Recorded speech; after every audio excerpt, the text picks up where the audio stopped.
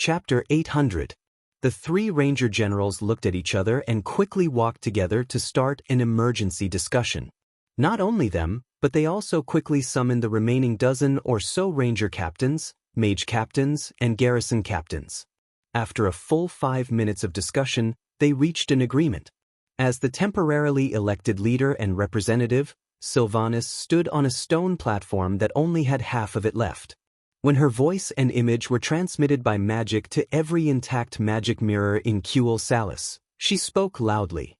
After the discussion of the National Salvation Committee, which was temporarily formed by me, Sylvanas Windrunner, Rothelma Theron, Hadgeron Mingy, and 18 other high-ranking individuals, I, in the name of the president of the Kuel Salis Salvation Society, declare that Kale, that Sunstrider, who once joined the Scourge Army, is a traitor. In view of the fact that Kale, that Sunstrider has not seriously harmed the interests of the High Elves, and based on Kale, that's contribution to the kingdom for more than 1,000 years, we have now decided to strip him of his prince status and sentence him to exile.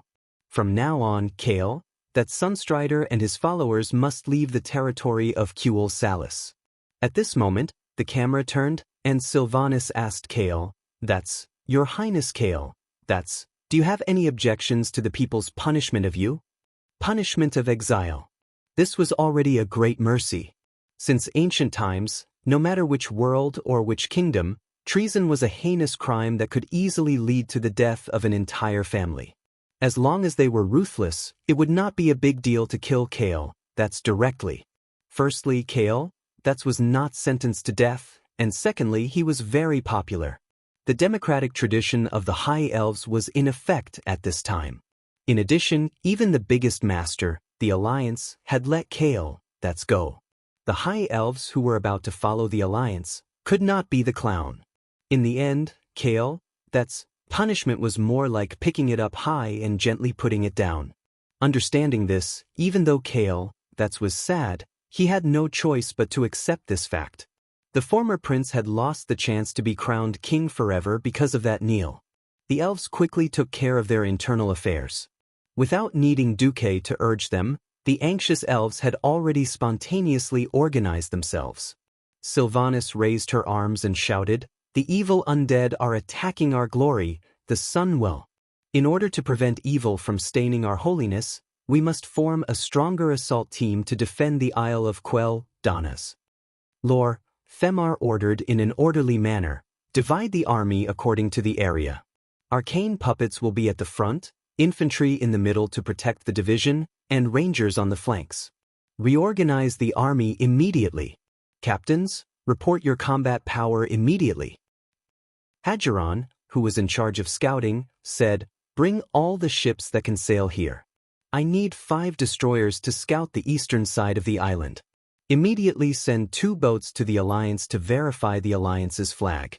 We need to coordinate with the Alliance fleet." On the other side, Duque waited for the elemental tremors to subside before opening the portal. The Alliance's rescue team, led by the Bishop of Holy Light Benedictus, quickly rushed to the ruins of Silvermoon City to help the ordinary High Elves save their compatriots. High-grade Paladin Riadaline led a team of Silver Hand Paladins to Duque's side. She was about to say something when she saw Kale, that's slowly walking over. Duque stopped Riadaline from trying to block in front of him and slowly walked towards Kale, that's. It was difficult to describe the pain in Kale, that's heart. For him, today was destined to be a nightmarish day. His hometown had been invaded and the capital had fallen. His only relative and king, Anastrian, had fallen. For the sake of his family, and to prevent the tens of thousands of elites from being cruelly slaughtered, the prince had chosen to submit. In the end, the situation had reversed. His father, who had given up almost everything for him, had heartlessly abandoned him, leaving him to fend for himself in front of the angry soldiers. It was a miracle that the pain and despair had not driven him crazy on the spot. "I'm sorry, Duque. I seem to have messed up everything. Although I'm sad about this result, as long as the people can live a safe life, I won't have any complaints. Duque, can you promise me? This is a very easy thing for you." Duque nodded slowly. "Tell me, I'll do it." The higher one's status, the harder it was to talk. Many times, The value of a sentence from Duque could not be described as 1,000 words of gold. Now, Duque had agreed without even asking what the content was.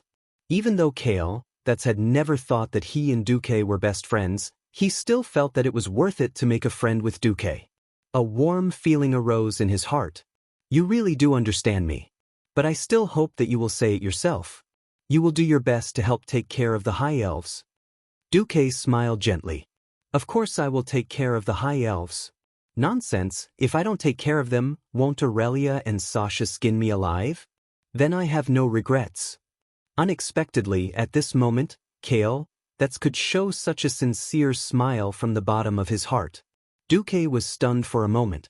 Then, Duque remembered the tragic ending of Kale, in the original history. In the original history, the Sun King and all the members of the Silvermoon Council had died in this battle. In the history, Arthas was very principled and did not resurrect the Sun King and the others. The only one who was turned into an undead by Arthas was Servanas, who resisted the most fiercely. He turned Ciri into a banshee of death. When Kale, who was still in the Dalajan, rushed back, he encountered a complete mess. The kingdom had been destroyed, and less than 10% of the people were left. Most of the magic people who relied on the magic of the Sunwell for a long time actually had magic addiction, which was commonly known as magic addiction. In order to take revenge, Kaisi brought the healthiest elves back to the Alliance. Unfortunately, they were assigned to the overly suspicious Galadhers, the commander of the Alliance who was fighting against the Scourge army in Lordaeron. In the history of the elves, just like in this life, they left the Alliance after the second battle of the Dark Portal. After betraying the Alliance and being crippled, they ran back to lick the Alliance. Naturally, they were looked down upon everywhere. In the end, they were forced to leave the Alliance by Queen Nagavash's plot and a little deception. In order to solve their magic addiction, they had to rely on Illidan, one of the most unreliable bosses in Azeroth, and use the power of the demon to suppress their magic addiction. Step by step, they were finally tricked by Kill Jaden and attempted to summon Kill Jaden on the rebuilt Sunwell. This forced the Blood Elves to the opposite side of all the races in Azeroth. In the end, Prince Kale, was betrayed and died tragically on the Isle of Quell Danas. Thinking of this, Duque could not help but sigh. Chapter 801. In history, the alliance of the Blood Elves and humans had ended up in such a state. Kale, was not the main culprit. The poor prince was born in this era and unfortunately became a victim of history. The choices he made were all choices that ordinary people would make. Therefore, Duque expressed the deepest understanding and sympathy for Kale, who had reached the end of the road. It was just that in the face of ruthless fate, the Blood Elf Prince seemed particularly powerless. Coupled with his lack of courage and his legendary level E luck. Even if he wanted to kill the thief, he was powerless. As for Marshal Garithus, who had tricked Kale, into running away, he naturally had to bear the main responsibility for Kale, betrayal. This guy was narrow-minded, blindly subjective, and no matter what, he was not a competent leader. However, in the reality before Duque traveled to, leaders like this who were always suspicious of their subordinates could be seen everywhere. That was why there was such a golden saying, "Horses of 1,000 li are common, but Bo Lu is rare."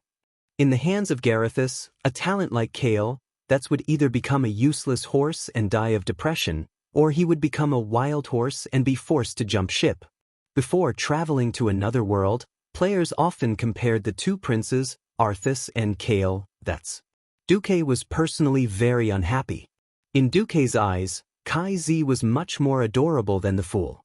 Although Arthas' original intentions were good, he was too extreme and never listened to anyone's advice. He stubbornly regarded himself as the center of the world, and forcefully hoped that the entire process of the world would develop according to his personal wishes. His fall was due to the conspiracy of the Dreadlord and Kel, the Zed. From another perspective, Arthas' extreme and self-centered personality was also due to the pampering and spoiling of Tyreenus, who claimed to be the best in the world. So even though he fell later, what Arthas did was a bloody tragedy like killing his father and teacher. Kale, was different. From the beginning to the end, everything this respectable elf prince did was for his people. He hoped that the people would live a good life, that he could take revenge and destroy the Scourge army, that he could solve the people's demon addiction, and that the first point of departure in everything he does is the people. Kale, who was so kind and had yet to join the Burning Legion, died tragically. Duque's own conscience would never forgive him. Besides, when Duque was sorting out the information of the Rotterdam East Army a few days ago, Duque accidentally saw Garitho's name. From the dossier that Mograine had given him, Duque saw that Galather's was as unreliable as he had been in history. Duque directly took out the Queen's seal that Kalia had given him and pushed Garitho's to the bottom. The guards of the Watcher Fortress were recognized as the most elite troops in the entire alliance because they often had to fight with the demons and orcs that came out of the spatial rift. In the past 10 years, there was a saying, if you stay in the Watcher Fortress for 3 years, you will be promoted by 3 ranks when you return. Kale, was humiliated because he had succumbed to his fallen father. Now that Duque wanted Kale, to go to the Watcher Fortress, it was to distance Kale, from the rejection of the elves in Quel Salis. Secondly, they did not have to go to Lord Darren, which had the worst relationship with the elves, to be looked down upon. Thirdly, it was to let them be gilded. Regardless of whether there was a large-scale invasion or not, the Dark Portal was the front line against the demons and orcs. If they could stay at the front line for a few years and return home, everyone would treat them as a warrior of the Alliance. This was the best redemption for Kale, and his followers. We don't know how to thank you. Of course, we are willing to go to the Watcher Fortress. Duque patted Kai's shoulder. All right then. Get ready. I'll arrange for a ship to send you there. Chapter 802. In fact, after Kai Z renamed the High Elves as Blood Elves, the Blood Elves had another huge problem: mana addiction. As a transmigrator, Duque knew how to deal with mana addiction. Of course, he wouldn't expose the Well of the Sun before it happened. It would be bad enough if the Well of the Alliance accidentally exploded. You could even predict mana addiction. How dare you say you didn't set us High Elves up? Sometimes, it wasn't a good thing to know too much about the situation. It was easy to hide it from outsiders, but not from the Windrunner sisters, who had amazing intuition. Mana addiction was a harmless problem, so Duque simply let it happen. Of course, the premise was that the Well of the Sun had to be contaminated like in history, and then it had to be exploded. As the ultimate treasure of the High Elves, the defense of the Well of the Sun was naturally the most important. The king could be replaced if he died, but if the Well of the Sun exploded, the High Elves' lifeline would be gone. The Well of the Sun was in danger, and the elves all looked like their butts were on fire. No rush. Speaking of the Well of the Sun, from Duque's point of view, it was better to destroy it. Publicly, as long as the Well of the Sun existed, the High Elves might not be able to use it to create a Breaking Dawn Pharaoh, but they could have as many ordinary mages as they wanted. After 2 disasters, the elves had lost a lot of strength, but given enough time, a new version of the Silver Moon Parliament would be in power sooner or later. Think about it. The High Elves look down on their fellow Night Elves. Would they really look up to humans, dwarves, and gnomes? Once their wings hardened again, the High Elves would definitely start clamoring to separate from the Alliance again. It couldn't be helped. Most of the High Elves had an incurable disease of arrogance flowing in their bones. As long as the Well of the Sun was not damaged, the elves would never be able to completely integrate into the Alliance. Also, privately, the current situation was that the mages had completely declined, and the rangers had risen. The 2 leaders of the rangers, Lor, Themar and Hageron, were the Windrunner sisters' minions. Sylvanas had already become famous in this battle. Duque didn't know how far she could go in the future, but he would be happy no matter which one of the Windrunner sisters came to power. Wasn't it good to have one of their own on the stage? There was no way Duque would deliberately leave the Sun Well behind to nurture a hostile pharaoh, steal Quel Salis's power, and set the Alliance up, right? In that case, Duque would be a first-class moron. Seeing that Duque and Sylvanas had gathered the High Elves and were preparing to rush to the Well of the Sun, the silly Kale felt warmth in his heart. Indeed, Duque was the eternal best friend of the High Elves. Duque didn't know what Kai Zi was thinking. If he knew, his reputation as the best actor would fall apart today. Upon hearing that Duque wanted to send them away, Kale, that's gritted his teeth and made a slightly unreasonable request. Duque, before I leave, I hope to see that the Sunwell is fine. Movie Emperor Du's expression was solemn. I can't guarantee anything for the Sunwell. I didn't mean to stall for time. Actually, I did it on purpose. Why don't you bite me? Du. Astromancer Caponia was indignant. Her intuition told her that Duque wasn't willing to do his best. Kai Zi pulled her back. You'll never know how terrifying Arthas is if you haven't faced him face to face. Your Highness, didn't you and Sir Marcus defeat him once? Caponia asked softly. Kale, that's had personally experienced that battle. Both he and Duque had bitter expressions on their faces. The Calamity Army's foundation was too strong. In that battle, the Alliance had lost a total of 9 peerless experts. The tribe had lost a famous former Great Chief Orgrim, and the Alliance had lost a Breaking Dawn Antonidas. In the end, Arthas had still escaped. It was a huge loss. Duque explained, defeating a peerless expert and destroying one are two completely different things. Moreover, there's information that Arthas became stronger after killing his master, Uther. Otherwise, why do you think His Majesty Anastrian surrendered so easily? The pupils of Kai Zi's followers suddenly shrank. You mean, Antonidas used the power of darkness to suppress the Sun King. The one who really forced the Sun King to surrender was the demigod Arthas. For a moment, the surrounding air fell silent. No one said anything. Finally, that's mouth twitched a few times. Gritting his teeth, he suddenly knelt down and said loudly, Is there no way to stop Arthas' madness? Duque, I know you have the best way. If the Alliance can do its best to help Kuel Salus this time, my followers and I are willing to be servants of the Marcus family for the rest of our lives. This time, not only was Duque shocked, even the elves who were running around gathering were so frightened that they stopped in their tracks. It was true that with Kale, that's identity, it was impossible for him to join other forces or serve under someone else in such a despicable way. Although most of the elves united and exiled Kale, that's because of his mistake. Kale, that was no longer a high and mighty prince on formal occasions. But all the elves still recognized Kale, that's as the prince of the high elves. Now that Kale, that suddenly made such a request, all the elves couldn't help but be in awe. No matter how serious Kale, that's mistake of choosing sides was, he was willing to sacrifice himself for the future of the elves. Such an act and such a noble sentiment immediately resonated with the majority of the elves. With the great astromancer Solarian, a famous boss in the future as the leader, all of Kale, that's followers knelt to Duque. This wasn't all of Kai Zi's followers, but there were hundreds of them. It was a spectacular scene to see so many people kneeling in one go. One had to know that Kale, that's oath was very heavy. He didn't know that Duque was actually immortal. He was completely measuring the lifespan of a human by the lifespan of an elf. In his heart, he was prepared to serve Duque and Duque's descendants for the rest of his life, until his own lifespan came to an end. This time, it was Duque who was dumbfounded. Damn, it was naturally very cool to have a prince of a kingdom as a follower. The problem was that Duque hadn't communicated with William yet.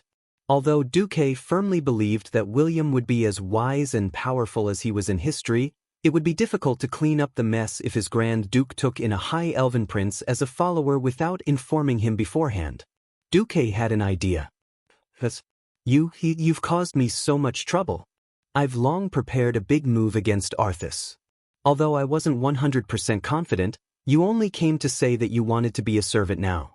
If word gets out, it'll be like I've prepared everything before tricking you to be my servant. Chapter 803. Kale, that's face turned bright red. That's right, Duque always liked to plan before taking action. Previously, they were on different sides, so of course he wouldn't tell the elf if he had a backup plan. Now that he was anxious, yes, he had forced Duque to reveal his backup plan. This was also a big joke. On the other hand, when he forced Duque to reveal his backup plan, It also proved that Duque didn't hide it from him at all. Thinking of this, Kale, that's heart warmed and he relaxed. Duque, a vow is a vow. Just like how I knelt before my degenerate father before, then I had to take responsibility for the choice I made. It's the same now. If the Alliance goes all out to help Quel Salis this time, we lowly exiles will serve you, Duque, for the rest of our lives. What's wrong with that? As long as you, Duque, don't despise us. Behind Kale, that's a large group of followers shouted in unison, Lord Marcus, please save Quel Salis. At that moment, Duque finally understood why so many people complained about being tired, saying that it was hard to raise a bunch of underlings, but at the same time, they eagerly became the boss. Damn, it feels so good to be the boss of a dignified prince. It feels so good to be the boss of a dignified kingdom's prince. Movie Emperor Du said seriously, just now, I received an official request from Quel Salis to save the nation. The Alliance is now giving an official response, welcoming Quel Salis to rejoin the Alliance. The Alliance's army will also enter the Isle of Quel Danas to fight against the Scourge army. As for the big move I'm talking about, early on, after the battle between the Dalajan and Arthas, I sent Sir Mograine to the Iron Furnace Castle. There, His Majesty Magni Bronzebeard is building a light-type divine weapon comparable to Frostmourne for Mograine. That divine weapon should be completed by today.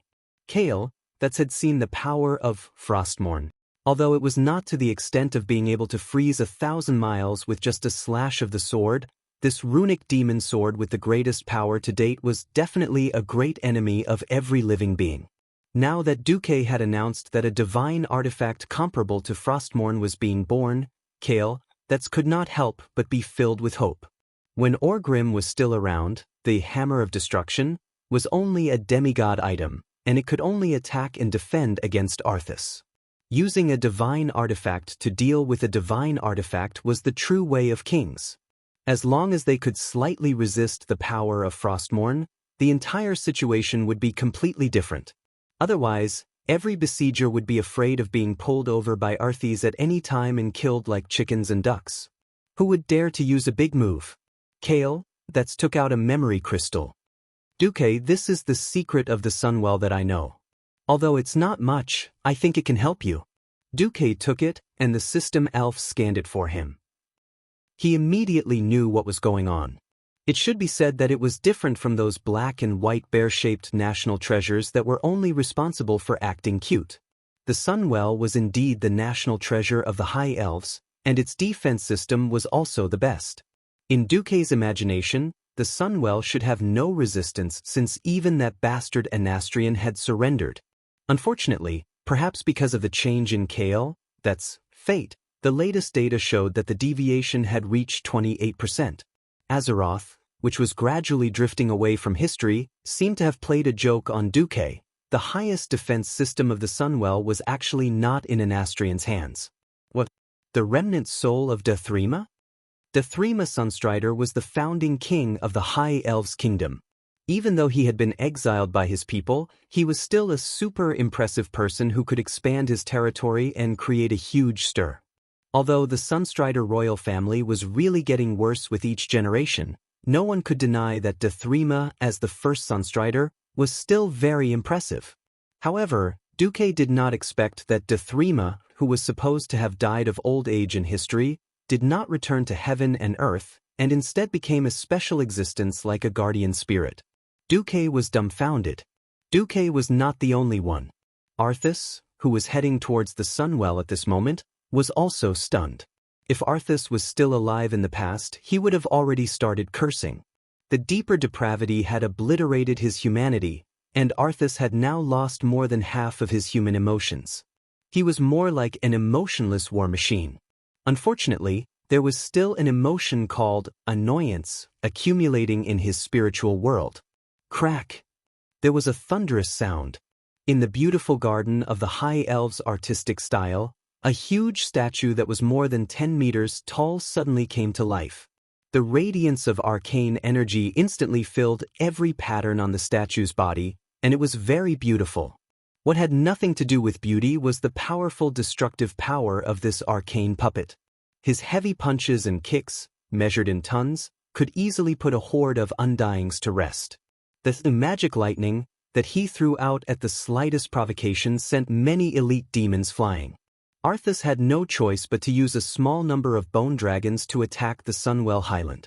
Regardless of whether it was an arcane puppet or not, he tried to destroy every statue as much as possible. Even though Arthas advanced step by step, there were still endless traps along the way. For example, he once wanted to freeze the entire Sunwell Highland, but who knew that the opponent would directly connect a certain Sunwell Highland with magic power to Arthas' feet. That terrifying power was even more insane than a volcanic eruption, and it directly wiped out a group of Death Knights that belonged to Arthas. Under the persuasion of the Demon Sword, Arthas finally gave up on using the magic power collected by Frostmourne to directly fight against the power of the Sunwell. No matter who it is, it's obviously afraid. It doesn't have the strength to fight you at all. Be patient, Death Knight, Frostmourne whispered. In the sky above the Isle of Quell, Donas, Antonidas finally found a flaw in Krasus. Icy whirlpool. A gigantic frost tornado large enough to swallow 10 battleships suddenly appeared in the sky. The terrifying suction force comparable to that of a black hole was pulling Krasus' enormous body, trying to drag this magic-proficient giant dragon into the horrifying cold magic vortex and strangle him to death. Krasus flapped his wings frantically but was helplessly pulled back by the suction force. Antonidas let out a proud laugh. Krasus, give up resisting.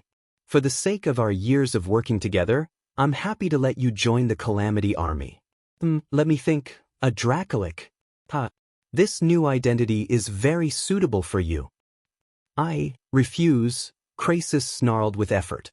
Don't be in such a hurry to refuse. After you taste the soul torture of Frostmourne, I hope you can still refuse me so stubbornly. Suddenly, Krasus' dragon face revealed a smile. Hey, is it appropriate to put all your energy on me? Chapter 804. What exactly was integrity? This was an extremely mysterious question. A person without integrity was definitely a hooligan. A person full of integrity was probably a saint. But if a person with integrity was always randomly fluctuating, only God knew if he was a human or not. In Antonida's eyes, Duque was a collection of super contradictions. He had seen Duque, who was full of holiness and was even more saintly than a saint. He had also seen Duque, who hid the fact that Deathwing was the Lord of Presto, and even tricked his own leader, Tyrenas, and the traitorous version of Duque who had kidnapped the princess. After all, he had known Duque for more than 10 years, and he had known Krasus for more than 30 years.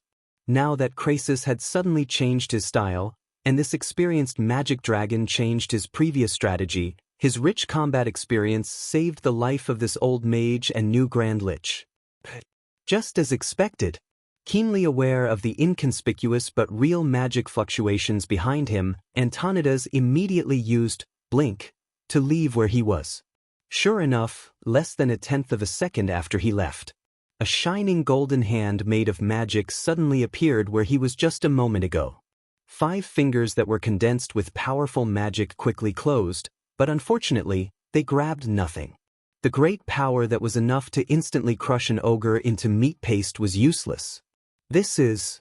Antonidas's ashen face twitched. What a waste. There was no sense of beauty at all. A huge amount of magic was injected into a large model of a hand without any skill. If it wasn't Duque who cast the spell, Antonidas would definitely feel the deepest disdain and contempt for this spell that seemed to be only at the level of a magic apprentice. Why did one need to chant to cast a spell? Why did the more powerful the spell, the longer the chanting time? For thousands of years, countless magic apprentices had asked their mentors this question. Third-rate mentors would tell their students that this was how the magic was developed by the predecessors of the path of magic, and that it was not allowed to change. Then, when the students asked questions such as why they could use metamagic abilities to shorten the casting time, they would become speechless. On the other hand, the first-rate academy mages would carefully analyze the components of this spell with their disciples. Opening a tunnel in the elements realm with magic and attracting the elemental power was indeed the core of the spell. But that was not the most important part. The most important part was the additional incantations that shaped the elements, stabilized their characteristics, and indicated their targets. These incantations actually limited the range and function of the magic, making the magic more controllable and safer. However, what Duque was doing now had almost overturned most of the magic knowledge and theories. First, it was a flaming hand, then 10, then 100. In the beginning, it was still barely taking shape, but in the end, it was simply throwing fire elements at Antonidas. It was as if I was the one who had opened the dam. I didn't care how the downstream would be flooded. In the sky, a large stretch of beach near the southeast had turned into a sea of fire. The seawater evaporated, and the high temperature of the steam, which was hot enough to burn and choke mortals to death, filled the entire sky. However, it condensed in an entire area and did not dissipate. With Antonidas as the center, the beach with a radius of more than 5 kilometers was surrounded by a small volcano. The small volcanoes spewed golden flames into the sky. Antonidas was about to go mad from the indignation. As a veteran breaking dawn, even though many of his magic circuits had been stripped away by Duque, he still used his rich knowledge and the mana stored in the Dalajan Mage Tower to quickly replenish his lost magic circuits. He could announce without exaggeration that he would not be afraid of any Breaking Dawn mage he met. But now, he felt a tremble from the depths of his soul. For a moment, he almost thought that he was fighting against an Astrian at his peak, and not a mere radiant moon Duque. Impossible! He subconsciously shouted, but immediately slapped his own mouth. But if it's Duque, the various miracles of Duque in the past surfaced in his mind. He still remembered that in the broken ridge of the Alterac Mountains, Duque had borrowed his magic power to create an ice tornado that cut down hundreds and thousands of young red dragons. He could still remember that when he faced the dark portal that even he was afraid of, it was also Duque who used his extraordinary control over his power to close the portal that connected the two worlds. He still remembered that when the Dalajan had fallen, the mage towers had suddenly gone out of control, causing the Calamity Army's encirclement to turn into a battle of attrition. Now that he thought about it, Duque was not that good in a one-on-one fight, but once he was given power, his battle strength would skyrocket. He could practically fly. At this moment, Antonidas wished that there was medicine for regret in this world. He would definitely buy one even if he had to spend all his fortune. It was a good thing that he and Arthes had forced an Astrian to surrender.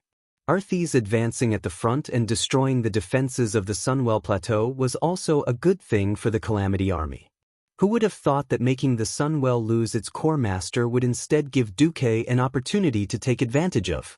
Without a controller, Duque could easily control the mana veins flowing out of the Sunwell. Because of the natural restraints, the two great liches were no match for Duque, who had mastered the mana of the Sunwell tributary, even though they had Breaking Dawn mana. They would be so stupid as to give their knives to Duque and then offer their necks to him. For a second, Antonidas almost wanted Arthes to stop advancing and return to deal with Duque first. Unfortunately, it was impossible to think about it. Invading the Sunwell was the highest-level mission that the Lich King had ordered. Arthes would not care no matter how many sacrifices he had to make. He had sensed the Sun King escape just now, and in less than 3 seconds, the Lich King's soul punishment had arrived. Now, the soul circuits of the entire Calamity Army's higher-ups were filled with Anastrian screams. "Duque, I'll fight you to the death!" Antonidas roared. He gathered every drop of dark power he could and flashed in the direction that he had sensed. "Fight? How are you going to fight me?" On the beach, at the crater of a huge volcano that was at least 10 stories high, the mana of the Sunwell, which could not be measured, was spewing out crazily. Miraculously, almost every trace of the mana bypassed Duque, who was in the middle of the crater. It brushed past Duque and sprayed into the air before transforming into various forms and smashing at Antonidas. Chapter 805. If Antonidas' ice attack was a steady song of death, then Duque flame combo was the wildest jazz. At this moment, it wasn't just Duque who was fighting. The entire Isle of Quell, Donna's was burning with the flames of war. On the west coast of the island, the Alliance launched an offensive that exceeded the imagination of the Calamity Army. Led by the peak radiant moon mage Gina Jinjian, the mages from various countries joined forces to cast spells and followed Duque's instructions to create a path of ice. After the spacious and slow troop ships approached the coast, they spent a large number of magic crystals to seal the sea between the troop ships and the coast. Praise life. For this world not to be occupied by death. Burn those damned bones 1,000 times over. The Scarlet Cross under the leadership of General Abendis became the first Marine Corps in the history of the world of Azeroth. The blood-red tide drowned the snow-white surface of the ice and directly rushed into the undead camp that had been plowed into pieces by the cannons. Battle cries shook the heavens and earth. Dense black cannonballs covered the sky like raindrops, and on the golden beach, countless soldiers in red armor trampled on the rotten bones that had been smashed and swarmed forward. It was unclear whether it was the angry shouts of humans or the low cries of the undead. Lich Ras Frostwhisper, who had just been resurrected by Arthas and was entrusted with a heavy responsibility, tried his best to control the situation, but he was shocked by an unexpected situation. It was a paladin whose body was as red as the rising sun. He waved a super greatsword that looked like a giant blade, and every swing of it blocked the terrifying radiance that was as bright as the sun, turning large swathes of the undead into ashes. The elite undead legion that Ras had commanded to go up when the cannons stopped were directly cut in half like butter being cut by a sharp knife. The 2-meter-tall holy light giant horse emitted a golden radiance as it charged towards him as if it was galloping in a racetrack. Repentance. With the support of the terrifying greatsword, the paladin's control skill, which had a very close range, crossed the void of 100 meters and landed on Ras's head. Suddenly, the power of holy light poured into Rhys's evil soul, causing him to feel dizzy and unable to move at all. When he came back to his senses, he saw a holy knight wrapped in golden flames sitting on a warhorse that looked like the rising sun. The holy knight had already arrived in front of him and was looking down at him from above. Those eyes that seemed to be burning with flames made his heart palpitate. Perish, you filthy soul! Accompanied by an intimidating roar, the great sword cleaved through Lichless vision. The burning pain that followed caused Rhys's soul to let out his last miserable howl in this world. In theory, as long as the phylactery was not destroyed, a lich could resurrect again and again through the phylactery. The premise of this theory was that the lich's soul had not been damaged. However, this shockingly powerful light elemental sword had completely overturned the laws of physics that swords and sabers were unable to harm souls. The powerful holy light attached to it completely burned Ras Frostwhisper's soul, erasing this evil soul from this world. Almost at the same time, the undead army on the beach fell into chaos. They still tried their best to attack every living being, but they lacked coordination. In front of the well-organized and experienced human elites, they were no different from training targets. Long live! Well done! All hail Lord Mograine!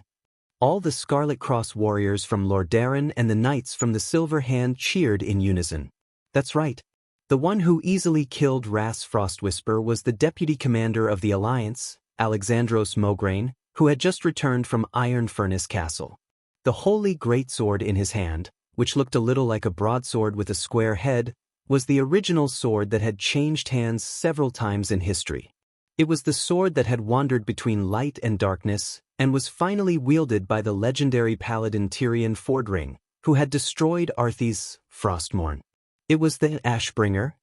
The undead army fell apart on the beach, and the black war flags fell one after another. Seeing this scene, Mograine knew that he had won the first battle. Alessandro! General Abendis excitedly urged his horse forward. I'm starting to understand why Commander Marcus wanted me to go to Iron Furnace Castle. In the past, when they talked about Duque, Mograine and Abendis would call him by his name because they were familiar with each other. Today they used honorifics. You're so lucky. The stone in your hand is actually a top-grade light stone. Now we should be able to fight Arthas fair and square. Abendis waved the new greatsword in his hand. Although it was not a demigod weapon, it was still a top-grade epic weapon. Similarly, it was a holy weapon that Magni Bronzebeard had forged. Really? Lucky? Alfred? I don't think so. Do you still remember Mediv? When he turned into a crow and came to warn us, we scolded him for being a dirty liar and an unqualified charlatan. Who knew? This? It seems that Karazhan's wizards have a magical ability to foresee. In the face of Mograine's exclamation, Abendis was speechless for a moment. Mograine waved his hand. After all, this is just speculation. I have no evidence. There is also no need to prove it. After all, the legendary prophets who are proficient in prophecy will pay a high price when peering into the future. We just need to know that Sir Marcus can lead us to victory. That's right. On the southeast coast of the island, gorgeous elven warships, regardless of model, all rushed to the beach. Feeling the impact coming from under her feet, a strong and beautiful figure followed the powerful momentum and directly swooped down like a giant eagle, descending on the beach. Just as she descended, more than 36 arrows containing the power of wind and lightning burst out, and a total of 18 of the most threatening giant crypt fiends fell in response. Servanas suddenly raised his longbow, and a clear and melodious shout spread in all directions. Forquel, Dorii. The follow-up troops that landed burst into thunderous shouts in unison. For the glory of the sun. An assault group of nearly 30,000 elves. Although the number was small, their strength was definitely not to be underestimated. It was no exaggeration to say that this was already the last elite of the High Elves, and also the strongest elite. Mixed with a large number of huge arcane puppets, the momentum of this elven army was no weaker than the human coalition on the other side of the island. Chapter 806. Ras Frostwhisper, that idiot failed again? There was not a trace of blood on his elegant face. He was draped in a black knight's cloak and wielded a crimson greatsword. His blue-black armor was suffused with a black deathly aura, and he was riding a skeletal warhorse with 2 white goat horns. A terrifying figure appeared on top of a small hill in the southeast of the beach. Following that, more figures with similar appearances appeared. They were the core forces under Arthas, the Death Knights led by Baron Rivendare. A vanguard with arcane puppets as the arrowheads. Rivendare sneered as he put on his gauntlets. This is the trump card of those long-eared creatures. Let's go, I want a calamitous victory, for His Majesty the Lich King. Behind him, the Death Knights in black armor unsheathed their gleaming swords. Their deep-set eyes glowed red as they replied in unison, by the will of Nazul. They charged. The seemingly weak skeletal warhorses possessed unimaginable agility and strength. They carried heavy armor and carried a fully armored knight, yet their movements were comparable to those of apes. Normally, heavy knights wouldn't like a sandy battlefield, but in front of the skeletal warhorses, it was no different from flat ground. The giant arcane puppets that shook the earth with every step turned into clumsy puppets in front of the Death Knights. The Death Knights used their dark magic and superior weapons to quickly dismantle the war machines that the High Elves were so proud of. In the name of the Holy Light, it was clear that ordinary elven warriors and rangers were defenseless in front of the Death Knights. A high-ranked paladin, Riadaline, led the Silver Hand Paladins to the front lines. This made Rivendare frown, but he soon revealed a smile. Paladins! It's the fall of paladins that makes it interesting. The more devout a paladin was, the more powerful they would become when they fell.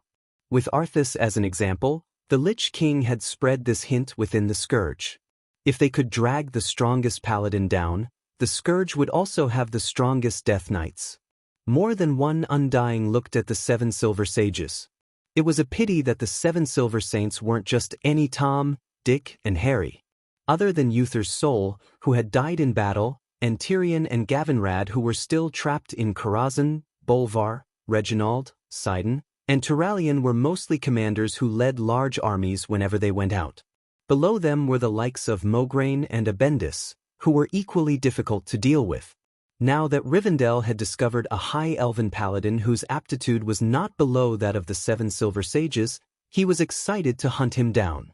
Noiselessly, Rivendell's skeletal warhorse that was coveted by countless players in Duze's world began to accelerate. That was an extremely fast speed.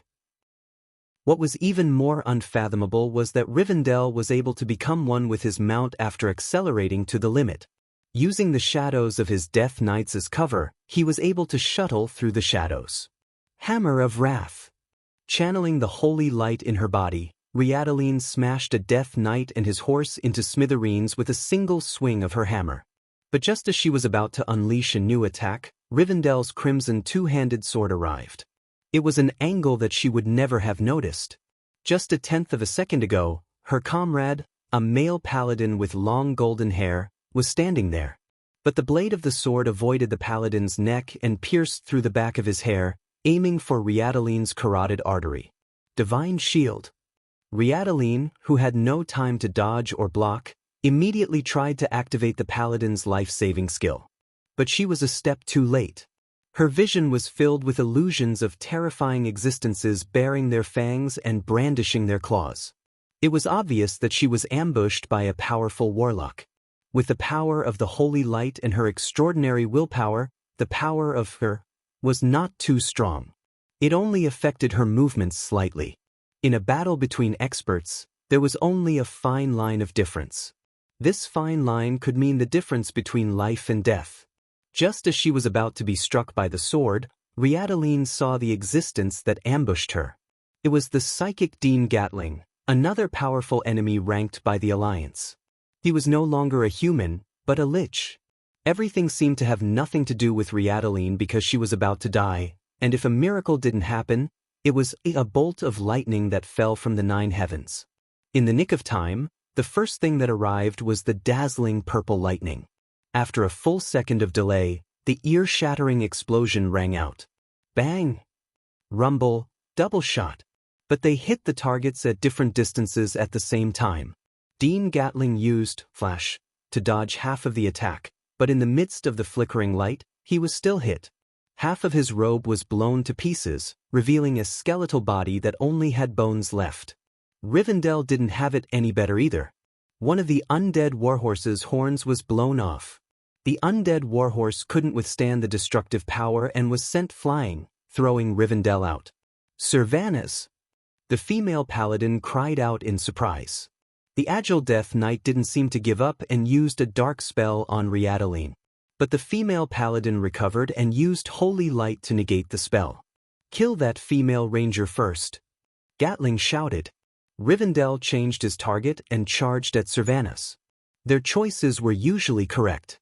Compared to the paladins, who had thick skin, could heal themselves, and were invincible, rangers were too weak.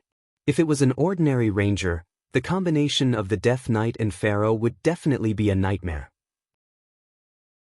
Rivendell ran over and stretched out his left hand, attempting to use the power of darkness to pull Sylvanas over. Unfortunately, he failed. According to Sylvanas' movements, his arm turned 12 times. In fact, the high-speed Sylvanas changed directions a total of 36 times.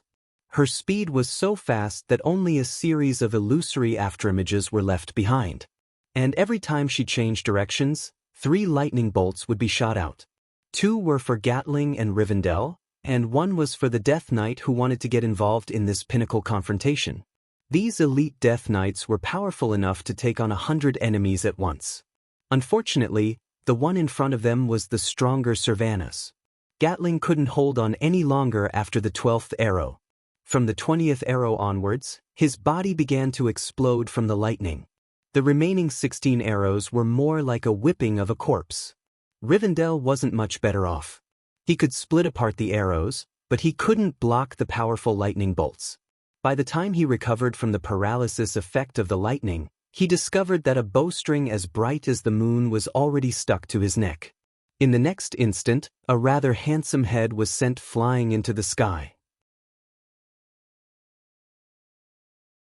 Chapter 807. Seeing that their boss was so powerful, the Elven army, which had been in a mess due to the Death Knight's counterattack and was about to collapse, suddenly burst into cheers. Oh, Bones' leader is dead. Hadgeron did not expect to hear Lord Themar shout, "Long live Sylvanas," and "Long live the goddess of war." His shouts were immediately echoed by the elves. "Long live Sylvanus." Such voices echoed throughout the entire beach. Standing on the high hill, Sylvanus stood against the wind. The thick clouds seemed to have thinned due to the fall of the two commanders of the Scourge army. A ray of golden sunlight shone through the gaps in the clouds and shone on Sylvanus, making her look great. It was as if a god had descended, an irresistible visual impact for mortals. The goddess of war. The goddess of war. The goddess of war. The elves' fighting spirit was obviously burning. Hadgeron quickly flashed to Lor Themar's side and grabbed his friend's shoulder. "Lor Thethru," unexpected Lor Themar pulled him over and whispered into his ear, "Isn't this good? The kingdom is falling. Our king and prince have betrayed their subjects and want to push all elves into the abyss of death. We may be able to hold on for a while, but what next? The high elves need a hero. Flag. A leader." Hadgeron's eyes narrowed. He completely understood what his friend meant, and his breathing quickened. Actually, if it's Aurelia, his meaning was clear. If the kingdom had to have a new queen, then the steady and magnanimous Aurelia was undoubtedly more suitable. They're both Windrunner sisters. I don't think there's much difference for Duke Marcus. Plus, the one standing here at the moment of the kingdom's fall is Sylvanus. To be a hero, one needed strength, timing, and luck. Perhaps Aurelia was more suitable, but she was currently trapped in the void of Karazhan, and she did not have the royal bloodline, so the people would only recognize Sylvanus, who had stood up for them when they were at their most desperate. It wasn't Aurelia, who had a better personality and was more suitable, nor was it Kale, who had once bent his knees. Moreover, with the relationship between Duke and the Windrunner sisters, no matter which of them ascended to the throne, they would definitely receive the full support of the alliance. This was of utmost importance to the extremely weak Kuel Salus. After thinking quickly, Hadgeron finally nodded. At this moment, Sylvanus, who was wholeheartedly focused on the battle, did not know that the two subordinates she relied on the most were ready to help her ascend the throne. She was fighting with all her heart. When the armies of the Alliance and the elves successfully occupied the beach and sent reinforcements to shore, the commanders of both sides saw a red and gold flood converging together as the battle line advanced. 13 years. There had been arguments. There was filth. There had been enmity. They had thought that differences in ideals and escalating skirmishes at the border would eventually lead to war. After all, there were countless examples of such things in history. Who would have thought that today, the kings of both Lordaeron and Kuel Salus were dead? Grand Duke Mograine held Ashbringer in his hand as he stood amidst the crimson torrent of Rotterdam's heavy cavalry, staring at the golden formation not far away. The one in the lead was a valiant goddess of war with a bow slung over her back and riding a white chocobo. Mograine muttered to himself, "What the hell? Don't tell me that both countries will have a queen." The humans already knew about Quell, the loss, but sometimes the so-called official business was just like that. Under the command, the knight who passed the order raised a flag of inquiry, a blue flag of the alliance, and pointed to the north. "Are we still allies?" The elves did not hesitate, immediately raising a holy flag with golden edges and a white background. On the flag, there was a pair of tightly clenched hands, one of the elves and the other of the humans.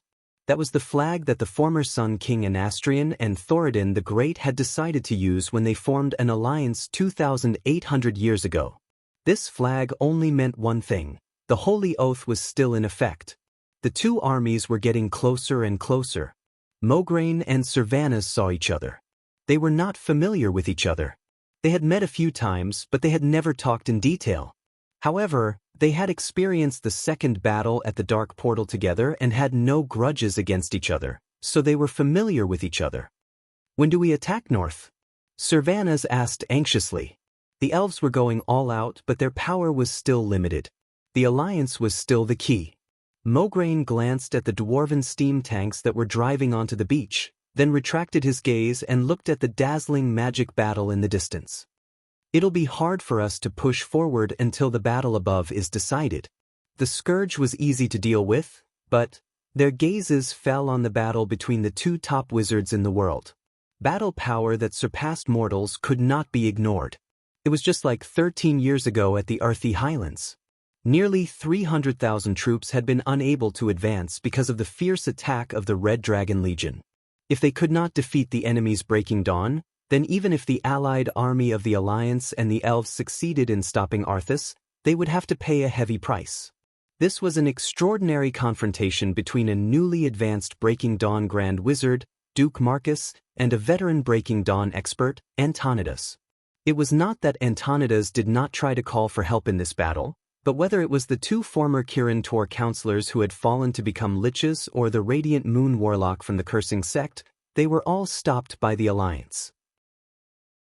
Krasus, who had returned to his human form, Dellen's old lover Gina Jinjian, and Duque's fiancée Jaina Proudmoore all joined the battle, entangling the evil mystics. This made Antonidas feel bitter. Mortals always thought that Breaking Dawn was the strongest in the world.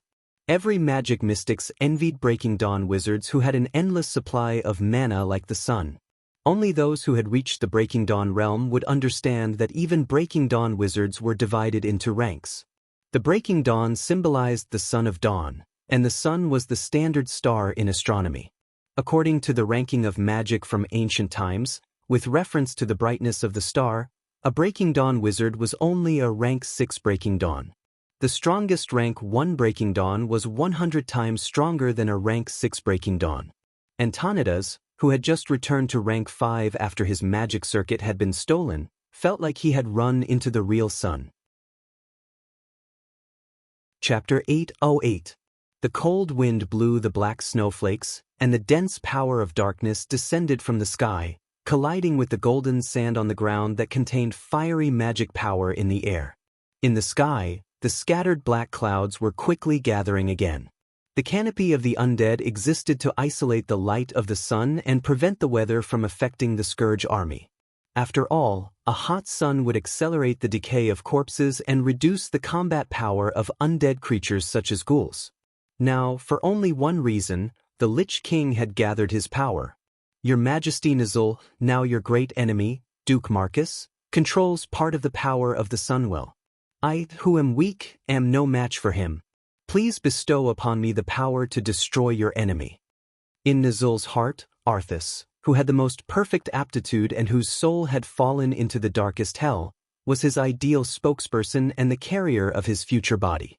In the entire Scourge army, Nizul had been trying to cultivate Arthas' authority. Logically speaking, this kind of behavior of directly asking for power without Arthas was not allowed. When he heard the name Duque deeply pierced his heart, evoking the memory that he did not want to recall in the depths of his soul. If not for Duque's obstruction, he might have succeeded when he opened the dark portal for the second time. He would have been able to escape to a place where Kill Jaden's perception could not reach. Perhaps it was a corner of the universe, or a planet in a bad situation. No matter which one it was much better than now. After all, Kill Jaden was not an omniscient and omnipotent god. If he had been a step earlier, maybe he would not have ended up in such an embarrassing state. After suffering all kinds of torture, even his soul was bitterly sealed in an ice skeleton, becoming a puppet of the Burning Legion. Nizul hated it. He changed his mind. In front of the coalition army of the High Elves, the undead creatures fell in large numbers. They were like dried corpses that had their blood sucked dry by vampires, and then after 1,000 years of sun, rain, and wind erosion, they actually carbonized and dissipated in the wind. Mograine, Servanas, and the others were tongue-tied. They suddenly had a very bad premonition. Undead creatures wouldn't court death. Their own death could only mean one thing. Their master wanted them to be destroyed. Even for the Calamity Troop, which had no regard for capital, this was not a price that could be easily paid. And so Nizul did. What he got in return was the terrifying figure in midair whose aura had skyrocketed. A quarter of an hour ago, Antonida's attacks were unable to advance. In the next second, the magic power around Antonida's skyrocketed. It was the dark energy squeezed out from hundreds of thousands of undead creatures and spirits. This terrifying power was so dense that it dyed the sky with a diameter of more than 10 kilometers black with the Great Lich as the center. At first glance, it looked like an incomparably huge lump of black mud that was still constantly churning. Humans, elves, dwarves? Everyone who witnessed this scene revealed expressions of fear. The air became heavy, and all that was left was the sound of the mortals trying their best to suppress their gasps. Was this still an enemy that mortals could fight against? Suddenly, Sylvanas raised the reins, and the chocobo beneath her let out a loud screech. "What are you doing?" Mograine asked immediately. "Attack!" Sylvanas answered proudly. "Wait, Duque called us?" "Yes. He's the commander. But he's facing Antonidas, not Arthas. The Sunwell is under threat. Because we refuse to wait for death. That's why we're here." Mograine and Abendis were speechless for a moment, but then they understood. Duque's old habit was acting up again. As a commander, he was almost perfect and picky. But in the alliance, there was a saying: Duque always liked to pay the smallest price, and then fight for the biggest victory under this premise. A leader who cherished his subordinates could easily gain the love and respect of his subordinates. Most of the time, one could not win just by cherishing their subordinates. This was a terrifying opponent that had destroyed 2 of the Alliance's kingdoms and swept through most of the continent. It was an opponent that could never be defeated by sheer attrition. Mograine and Abendis looked at each other and smiled. Then Mograine raised the huge Ashbringer in his hand high. "Brothers, why are we here? Isn't it all for the sake of killing our beloved King Tyrrhenas, the fallen demon Arthas? Those who don't have the courage to face death, get back on the ships now. The rest of you, follow me." Sylvanas gave Mograine an admiring look. She also raised the bow in her hand. "For our son, for Quell Dor Dash," with the determination to fight, the 200,000-strong army rolled north, chasing after Arthas with no intention of turning back. Feeling the movement of the army around him, Duque laughed. "Those guys? But that's good. Only like this is the Queen Sylvanas I love." Facing the world of Azeroth that was becoming more and more biased, Duque always felt a little troubled. No intervention. If those tragic scenes were to repeat themselves, he wouldn't be able to bear it. Intervention. It would often lead to all kinds of unpredictable events. He was always worried that those great heroes who were originally famous in history would grow old and become useless. He was also afraid that because of the changes he experienced, he would no longer be he, and she would no longer be she. He was afraid that the best wishes in his heart would be different from reality, and he would not be able to adapt. Now, with the help of the system's telescopic function, Duque saw Mograine riding forward on a warhorse in order to kill evil. He saw Sylvanas with her blonde hair flying in the wind. Duque suddenly felt a real sense of spirit. What was a hero? Heroes were abstract and vague. There was never an accurate definition of a hero. But every time there was a disaster, when a seemingly weak figure stood up for his compatriots and did not hesitate to charge at a seemingly invincible enemy, their figure would overlap with the legendary hero. This was indeed an era of heroes. Looking at Antonidas, who was attacking wildly with his surging power, and feeling the vast and boundless dark magic that far surpassed even the branch of the Sunwell, Duque's lips curled into a smile. This smile suddenly gave Antonidas a bad feeling. Could it be Duque still had a trump card? "So, Antonidas, do you think I haven't learned any new tricks after staying in the void for 10 years?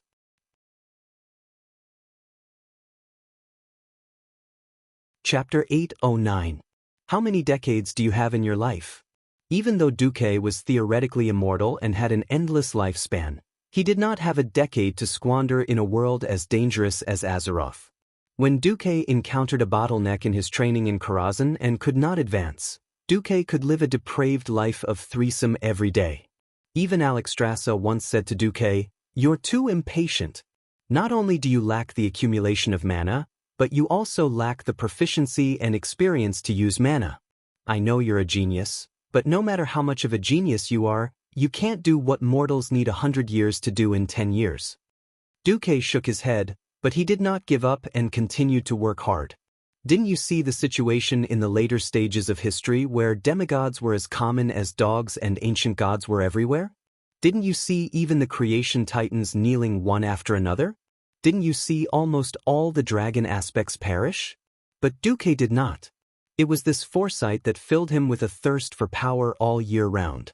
Unable to accumulate more mana and change the mana in his body from quantitative to qualitative, Duque quietly thought about his own path. Am I really a gifted genius mage who specializes in some kind of magic and has a body of frost and body of fire? Am I a true master of magic, a master of learning who can understand any magic, no matter how long, obscure, or incredible it is? Am I the lucky star who has great luck, wins big prizes every day, has fortuitous encounters every week, and opens treasure troves every year? Am I the lucky star who can do everything? Every time he asked himself, the answer was no. Then how did I get to such a high position? There were only two answers. One was the deep memory of the original history as a transmigrator. The other was the omnipotent system elf in terms of data. As a powerful mage who had fought at least 1,000 duels in front of the steel stove castle in the game, Duque could be said to have beaten up warriors, thieves, and hunters. In fact, he had fought almost all of the 9 main classes. Except for a certain despicable priest who was willing to plant a flag on the edge of the Furnace Castle's cliff and try to use mind control to throw Duque down the cliff when the duel started. Apart from those shameless warlocks who were only willing to bring hellhounds with high magic resistance to duels with wizards, Duque had never been afraid of anyone. At the end of the day, there was only one conclusion. The essence of a mage was never in their ability to deal damage, but in their control. When it came to controlling the enemy, combined with his greatest advantage, the system elves, what could be born? The answer was obvious. If it was said that whoever had more strength would be the winner in a battle, then there was no need to fight at all. Everyone who fought in melee would compete with their muscles, and those who used magic would compete with their magic power. The winner could immediately show off, and the loser would be kicked out on the spot. Duque narrowed his eyes and stared coldly at the sky. Supported by an icy mist, Antonidas stood proudly in the air. When he heard that Duque had practiced a new move, he also laughed. New move? Very good. I want to see what kind of new move you, a genius wizard who has never had a master and reached the peak of the Radiant Moon realm on your own, can come up with. You won't be disappointed. Duque smiled calmly. At this moment, the dark clouds in the sky suddenly moved, and an icy pillar of light descended like lightning. It landed on the Great Lich's body, as if it had draped an incomparably large ice robe with sparkling snowflakes coiled around it. Whoosh whoosh whoosh. The Great Lich's robe's sleeves fluttered in the wind. This breaking dawn spell that was about to be cast seemed to contain the might of heaven and earth. Even the Radiant Moon wizards fighting thousands of meters away could clearly feel that the fire element in the atmosphere was being rapidly drawn away. No, perhaps it was being repelled. In short, there was not a single drop of fire element left in the area where Duque and Antonidas were fighting. The power that Duque had drawn from the branch vein of the sun well dissipated in less than 1/100th of a second after reaching the surface. I'd like to see how a mere Radiant Moon wizard like you can withstand my most powerful spell without any external support. Antonidas' roar reverberated in the surroundings, and he pointed at Duque with a withered finger. Go! Go! What do you mean go? Everyone's doubts were immediately answered. Suddenly, a wolf's howl came from the sky. In less than 3 seconds, the echoing howls filled the sky, and the distant howls seemed to be approaching them at an astonishing speed. In just a moment, the howls seemed to be right next to their ears. The sky started to tremble. It was clearly impossible for any creature to run or walk in the sky, but everyone could hear the sound of galloping horses. Mograine, who was leading his army forward, pulled on the reins of his warhorse and stopped it. The middle-aged paladin who wasn't wearing a helmet couldn't help but change his expression. It wasn't just him and the knights around him who stopped at the same time. Even the High Elves' army stopped in their tracks, and more than 200,000 people looked in the direction of the howls. A pack of snow-white wolves. To the people who lived in the land of ice, snow wolves were not rare. However, ordinary wolves could not fly. Even those who clearly knew what kind of creature the howls came from could not be sure. It was a pack of wolves soaring in the sky, weaving back and forth and drawing dazzling white lines in the air. Just based on their form, they were Northren's wargs. However, their bodies were larger than horses, and the cold mana that lingered around them made it hard for anyone to be certain. If anything went wrong, the legends of these terrifying creatures would spread throughout the entire Eastern Kingdom from today onwards. Northren's wargs weren't scary. A simple blizzard spell wasn't scary either. However, when Antonidas used blizzard to smash out countless icicles, and every icicle had the soul of a warg, they knew how to attack in groups, find flaws, and attack in groups. Coupled with the terrifying dark mana that the Lich King had bestowed upon them, the power of this combination was more than 100 times greater than that of a mere wolf pack. Duque, if you don't want to die in the wolves' mouths and be torn to pieces before being painfully resurrected as a lich, you should obediently submit to His Majesty the Lich King. Antonidas shouted. Pfft. Duque burst out laughing. I'm not going to submit to someone who was defeated by me. Don't blame me then. More than 100 Northren wargs brazenly pounced on Duque. As they pounced, Duque lightly grabbed with his hand, and the world around him trembled slightly. Duque's mana wasn't strong, but it was as if he had grabbed the strings of a puppet, and the dozens of giant wolves dissipated in the air. Chapter 8:10. The giant frost wolves flying in the sky seemed to have their own souls and clear will, but in reality, all control was still in Antonidas's hands. A thread invisible to the naked eye and not belonging to elemental sensing extended from Antonidas's soul to the giant wolf's body. That was the thread of the soul realm. Now, Duque had broken all the soul threads with a single hand. It wasn't that Duque had destroyed the giant frost wolves, but that the self-destruction spell formation on the giant wolves had been forced to activate. Once they lost control, they would self-destruct. This was a common tactic used by most summoners. Who would have thought that Duque would use this to his advantage? But how did Duque do this? Antonidas was momentarily stunned. His turbid eyeballs kept turning as he adjusted his spiritual vision, trying to see the truth from the elemental undulations and other characteristics that Duque was releasing. In reality, Antonidas had already sensed that it was that move. He just couldn't be sure. That move was too cruel for a mage, and the price was too high. Apart from those who had no hope of improving themselves, no mage would choose that path. They had once been comrades on the same side, but now they had to face each other. Antonidas didn't have the luxury to consider Duque's position. His boss's boss, the Lich King Nazul, had allowed him to borrow the dark power of the Scourge army. This definitely wasn't without a price.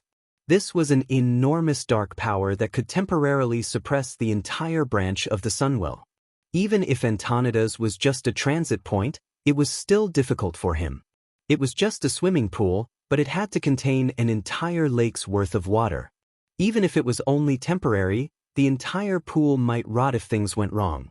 Antonidas could only abandon all distracting thoughts and focus on shaping his mana before throwing it at Duque. If one were to ask what was the greatest difference between two veteran Breaking Dawns, a Nastrian gave Duque the feeling that he was a cannon of the largest caliber. Every move he made was earth-shattering. Antonidas, on the other hand, was like an unimaginable encyclopedia of magic. Almost all the magic that was mentioned in the textbooks, or the unpopular secret techniques, could be seen in his hands. He was not casting the spell on his own. Since he was a great lich, he had the means of a great lich. After a series of strange and dark spells, delicate but terrifying faces appeared on Antonida's shoulder ornaments, arm guards, and robes. They were the faces of the High Elven mages. Duque suddenly understood why a few members of the Silver Moon Parliament and a large number of court masters of the Sun-Chasing King Court were missing from the Sun King's side just now. So they were all here, in the form of imprisoned and painful souls. Every face seemed to be struggling to get away from Antonidas. They were destined to fail. That was the darkest and most depraved magic. Their souls had already been firmly bound.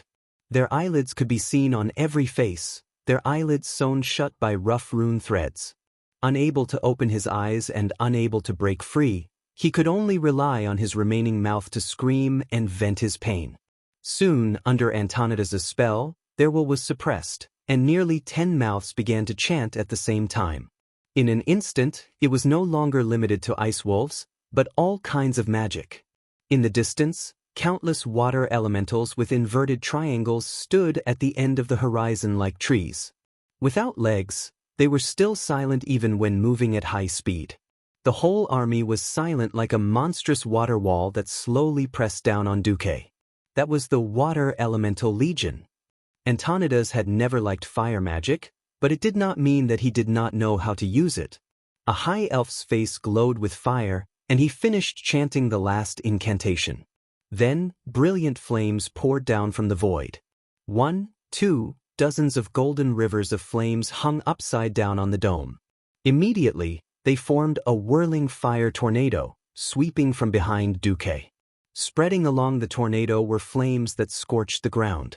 The sand on the beach that was touched made sizzling sounds, and the ultra-high temperature completely melted the sand, forming a translucent, glass-like molten substance, flaming storm. Before the previous 2 group magic attacks arrived, a powerful direct attack spell was indispensable.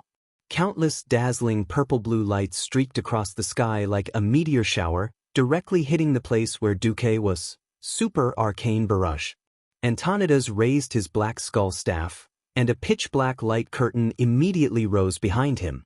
Shadows floated on the light curtain, emitting an ominous aura of decay. At the same time, black, translucent skeletal hands appeared around him.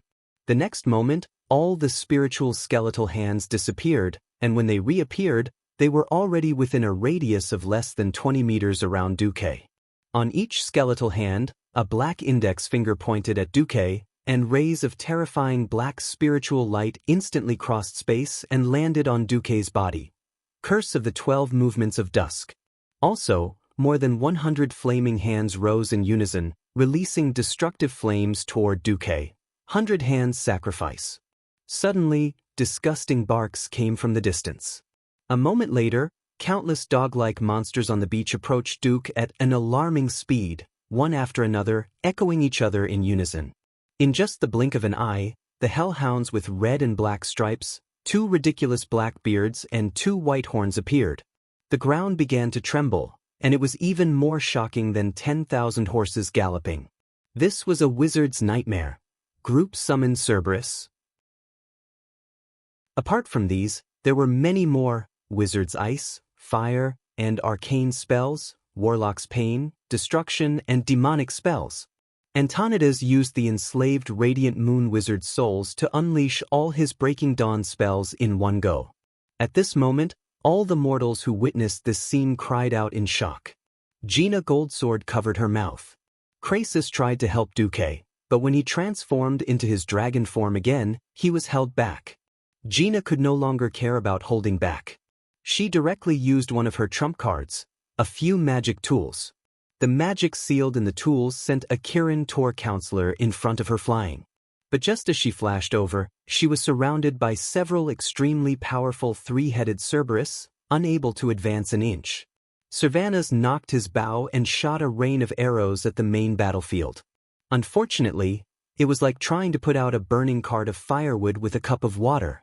Everyone thought that Duque was in trouble, but at this moment, an absolutely confident smile appeared on Duque's face. "Hey, old friend. If I really go all out, you might kneel." Chapter 8:11. Duque didn't hide his methods.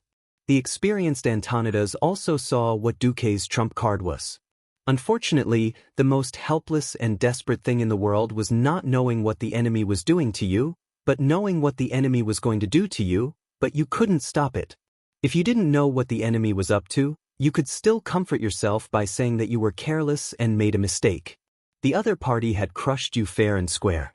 This was the most intense sense of defeat in the truest sense of the word. Duque made his move. It wasn't his hand. There were strange cries of "Oh no!" Magician's hand kept appearing around Duque's body before disappearing again and again. Accompanying this process was the magic circle that appeared out of thin air and floated around Duque's body. Almost every magic array disappeared in a flash. They were as bright as fireworks and as short as shooting stars. However, The destruction of each mage hand and magic array would definitely cause one of Antonida's spells to collapse. A group of 12 mage hands collapsed. Then, the white circle of ice crystals around Antonida's disappeared for some reason and then appeared around Duque. Gina Goldsword's bright pupils suddenly constricted, and she couldn't help but cry out, "Spell steal?" Spell steal, as the name suggested, was to transfer beneficial spells from the enemy to oneself or the nearby enemy units. It could also transfer harmful magic effects from the enemy to the nearby enemy units. It sounded like this move could benefit oneself at the expense of others. It was very powerful and high-end. In fact, the more advanced the mage was, the more difficult it was to use this move. It was not easy to steal other people's spells in the first place. Moreover, different mages' magic circuits had different specializations and enhancements. Plus, the source of magic power that supported the buff spell was different. If one was not careful, the buff effect could be stolen at any time, and it could become a poison to oneself. If one was slightly better, it could easily disrupt one's rhythm and break the circulation efficiency of one's magic circuit. Therefore, this move was not as good as others thought. Duque, are you crazy? Did you really change your class? Antonida's mouth was so wide open that a duck's egg could be stuffed in it. Considering his rotting joints, the others were really worried if he could close his mouth after opening it wide. Right?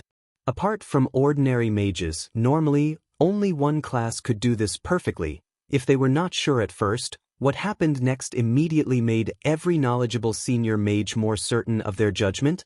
100 Hands Sacrificial. Flame was like using a match to start a fire in the middle of a freezing winter. The flame was extinguished as soon as it appeared. When the super arcane barrage was 10 meters away from Duke, it disappeared like raindrops falling onto the surface of a lake after a series of ripples appeared. It was the Curse of the 12 Movements of Dusk, which was the most terrifying name for mages.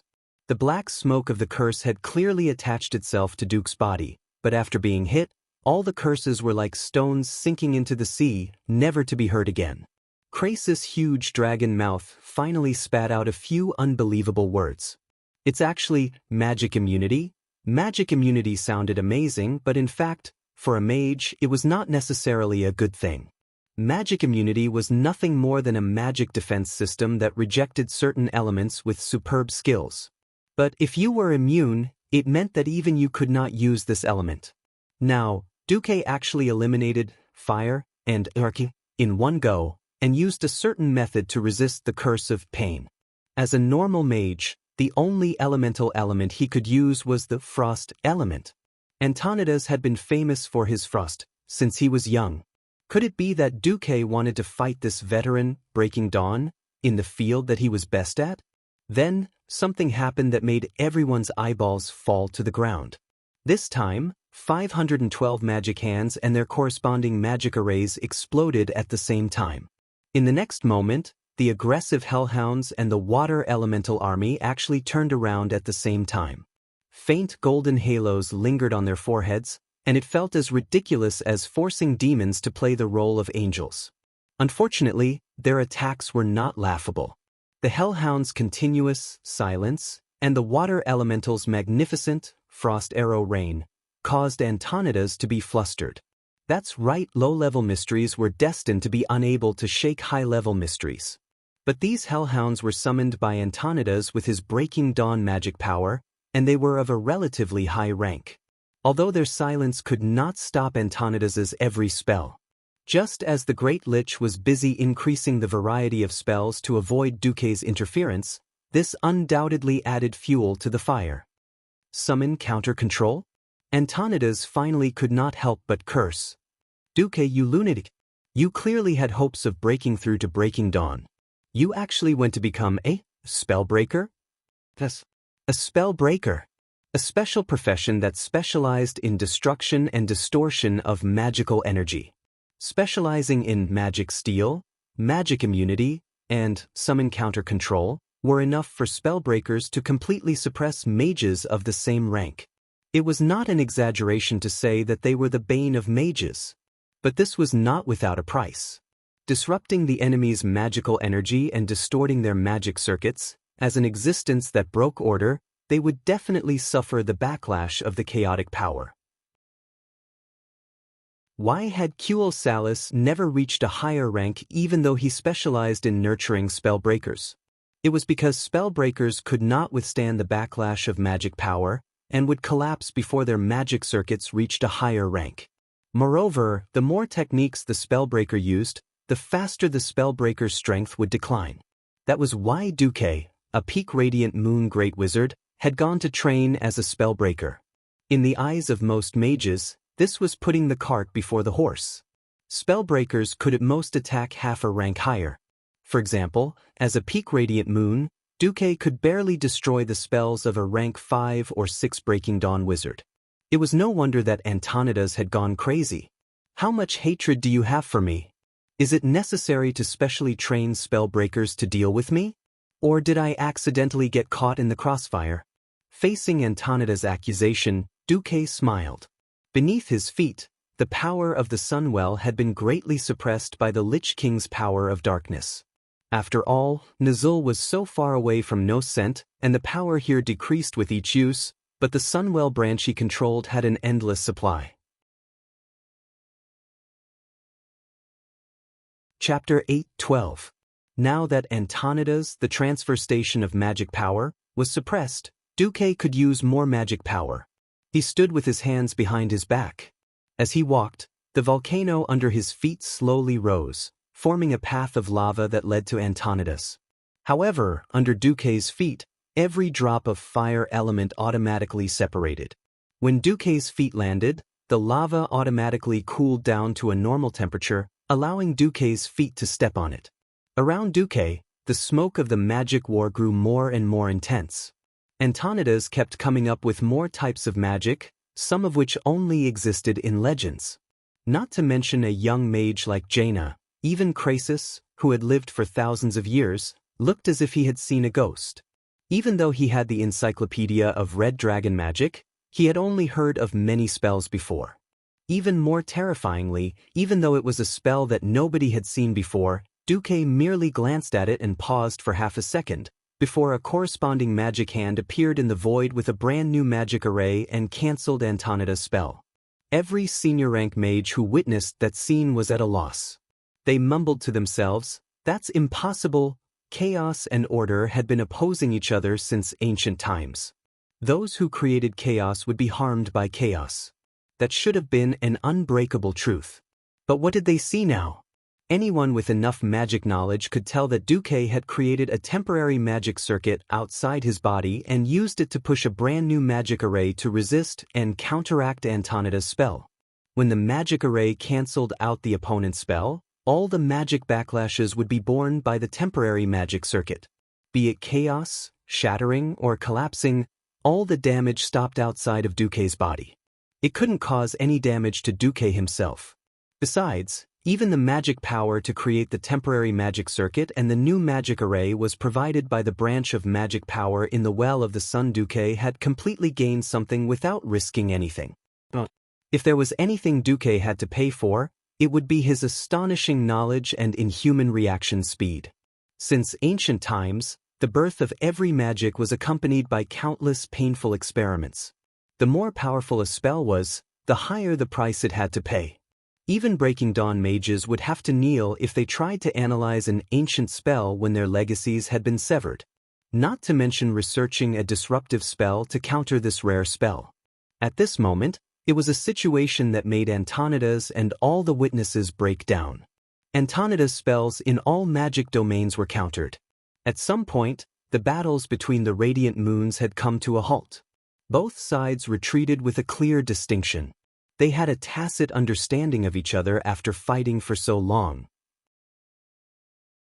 Given the current situation, it was impossible to bypass the other party and interfere with the duel between Breaking Dawn wizards. On the other hand, once a victor was decided, the enemy's forces at or below the Radiant Moon level would definitely crumble. Rather than spending a great deal of effort and still not being able to affect the outcome of the battle, why not save it for later? Crassus took a deep breath as if he was about to unleash a dragon's breath.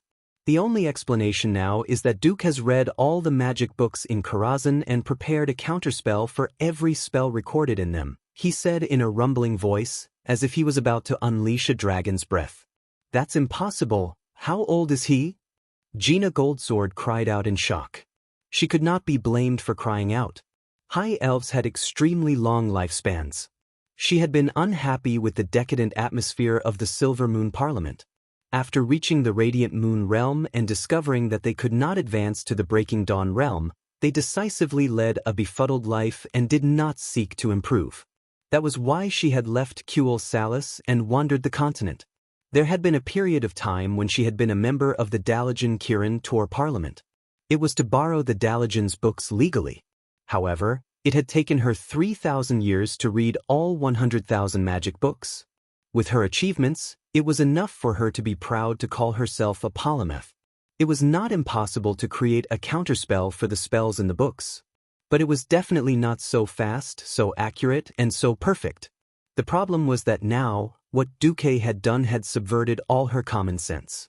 Beside her, Gina calmed her rapid breathing from the fierce battle and recalled bits and pieces of Duque. She suddenly smiled bitterly. Duque is a superman who can use 100 magic hands to flip through a report and 100 magic eyes to read a report at the same time. Gina's words almost choked the surrounding archmages to death. That's right, this was not something that could be done in a day and a half.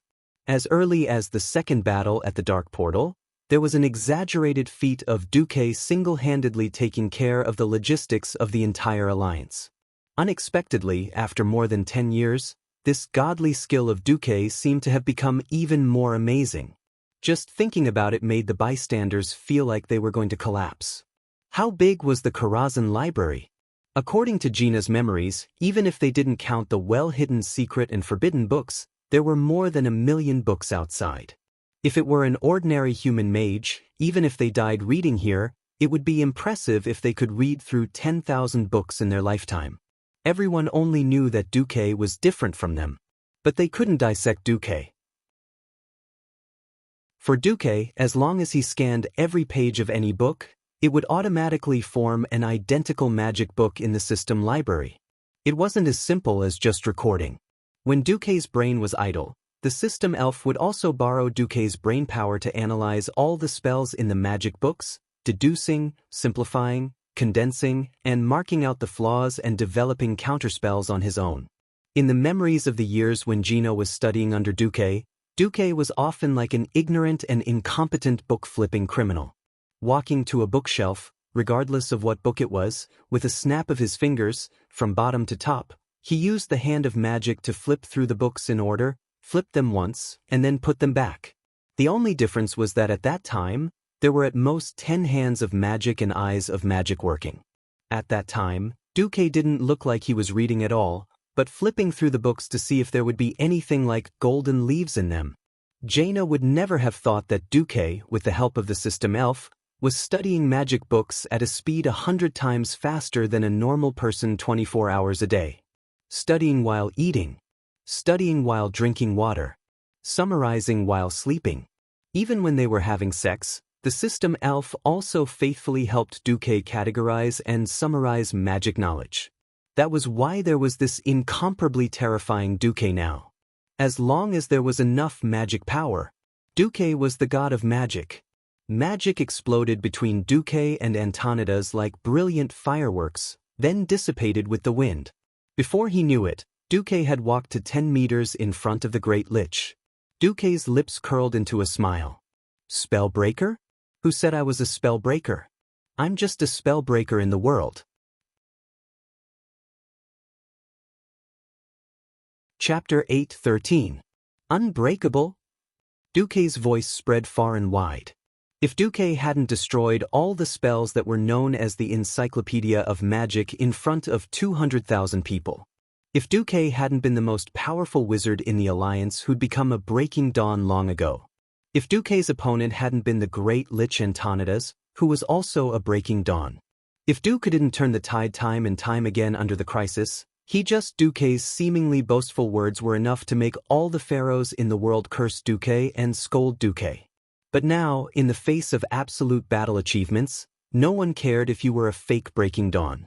Everyone could see Duque beating up the Sun King, an Astrian Sunstrider, and now Antonidas, who was also a Breaking Dawn, being ruthlessly suppressed. The reason why a legendary hero could become a legend was not only because of his shocking achievements, but also because of rumors and exaggerations. One had to be strong to forge iron, but without advertising, who would know if one was strong enough? Duque was closing in on Antonidas step by step. This was an imminent threat to the Great Lich, but from another perspective, it was also an opportunity. Evidently, as Antonidas continued to throw out new spells, Duque had less time to break them, and the situation became more dangerous. Both of them had immense magic power. One was the power of darkness, while the other was the power of light, the power of the sun. For a moment, the elemental turbulence around the two combatants grew more and more violent due to the intense explosions. It was like a raging storm. Duque, you clearly had such strength, so why didn't you use it at the start? Why did you have to wait until I fell before using it? Why did you make me so ugly? From Antonidas' tone, it seemed like he was blaming his fall on Duque. Looking at the Great Lich, Duque couldn't help but recall the extremely conservative policies Antonidas had adopted in the past decade. So, it's exactly because you've become so stubborn and arrogant that this has happened. Duque shrugged. You couldn't defeat a dreadlord in a one-on-one fight, and you were even killed by a trap set up by the enemy. So you're blaming me? Antonidas uttered the word, you, 3 times in a row. His cloudy eyeball looked like it was going to fall out of his rotten skull at any time. Duque's facial muscles twitched as he cursed in his heart, that's why I hate liches. They affect the city too much. Whether Antonidas liked it or not, he was now immortal. Unlike Servanas, who had become the undead queen in history, it was understandable that he, who had taken the path of a lich, had given up on himself because of his disfigurement. Understanding was not the same as understanding. Their different standpoints meant that the two of them would not let each other go. No one could turn back now. Just as Duque expected, Antonidas was like a giant beast that devoured the heavens and earth. After swallowing a huge amount of dark force, he finally released his ultimate move. Suddenly, a majestic and cold aura spread across the entire world, as if winter had suddenly descended. The endless chill spread in all directions with the Great Lich as the center. In the blink of an eye, there was no longer a boundary between heaven and earth. The gray sky disappeared. The Isle of Quell, Danas, where even the sand was emitting a faint sunlight, also disappeared. The entire world was only left with a gloomy white. It was the plains of death covered in ice and snow. It had to be said that Antonidas, who had started his career playing frost magic, seemed to be fated with the Lich King. However, Duque still had an undisguised look of surprise on his face. According to the system notification, Antonidas had injected more than 80% of his soul into this gray and white world. It was not unusual for any demigod to use a huge amount of magic as energy and his own soul to build an imaginary domain world. In the realm of demigods, some demigods liked to strengthen their bodies to the extreme, while others liked to use their domain world to suppress their enemies. For example, the Queen of Dreams, Isra, walked the path of becoming one with her domain world. As long as she was in the dream world, she was the strongest. She was the Emerald Dream, and the Emerald Dream was her. Once her main body or the Emerald Dream was corrupted, she would be finished. It was obvious that Antonidas had chosen the same path as Isra. What a pity! Duque felt that it was a pity. It was a pity that Antonidas had used it at the wrong time. If Antonidas had been a peak Breaking Dawn and was about to break through, he might have been able to break through the Breaking Dawn bottleneck and become a demigod after borrowing the Lich King's dark force.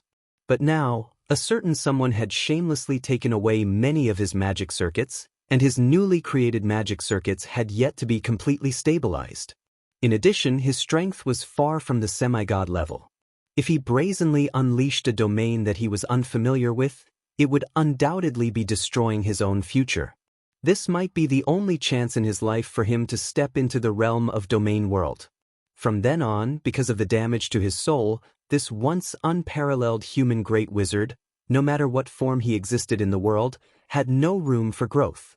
It was not that Antonidas did not hesitate, he was not so decisive, and he was not fanatically loyal to the Lich King. He was purely treated as an abandoned pawn by Nazul. In a sense, Nazul did not lack Lich fighters. Now he had a Nastrian, the resurrected Kel, Thizad, and Antonidas under him. In terms of loyalty, Antonidas could not compare to Kel, Thizad, who was like-minded with the Lich King. In terms of strength, Nastrian was actually a head above Olden. If the price of Antonidas not being able to advance again in the future was to eliminate a great enemy like Duque, then it was really worth it. Duque could not help but sigh. As expected, once one's strength weakened, it would not end well. Antonidas pulled him into the icy plains of death. In his domain, other than what Duque had, all external forces were isolated. Duque's biggest problem was undoubtedly that he could no longer borrow elemental power from the outside world. Of course, this included the most important magic power of the Sunwell branch. Although Antonidas might not be able to maintain the domain for a long time, it was still quite fatal to Duque. After all, after losing the help of external forces, Duque immediately returned to his original form, becoming the pharaoh whose magic power was only at the peak of the Radiant Moon realm. It had to be said that Antonidas was a veteran powerhouse who had experienced hundreds of battles.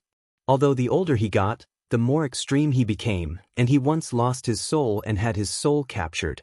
His sensitivity and judgment towards magic battles were still as good as before. He immediately grasped Duque's weakest link. Chapter 8:14. In the endless snowfield of death, Duque's figure was so lonely and helpless. The aura of the Alliance commander and the glory of the legendary hero seemed to have faded at this moment. Duque could only rely on himself. Duke Marcus, are you still going to struggle in vain? What's the point of your resistance in the face of the mighty power of the Lich King? Antonidas' voice echoed in the entire white world. His loud voice made Duque's eardrums hurt. F***CK, aren't you the underling of someone else's underling? Even you, Tazul, have to kneel in front of me. What are you pretending to be? Duque couldn't help but complain.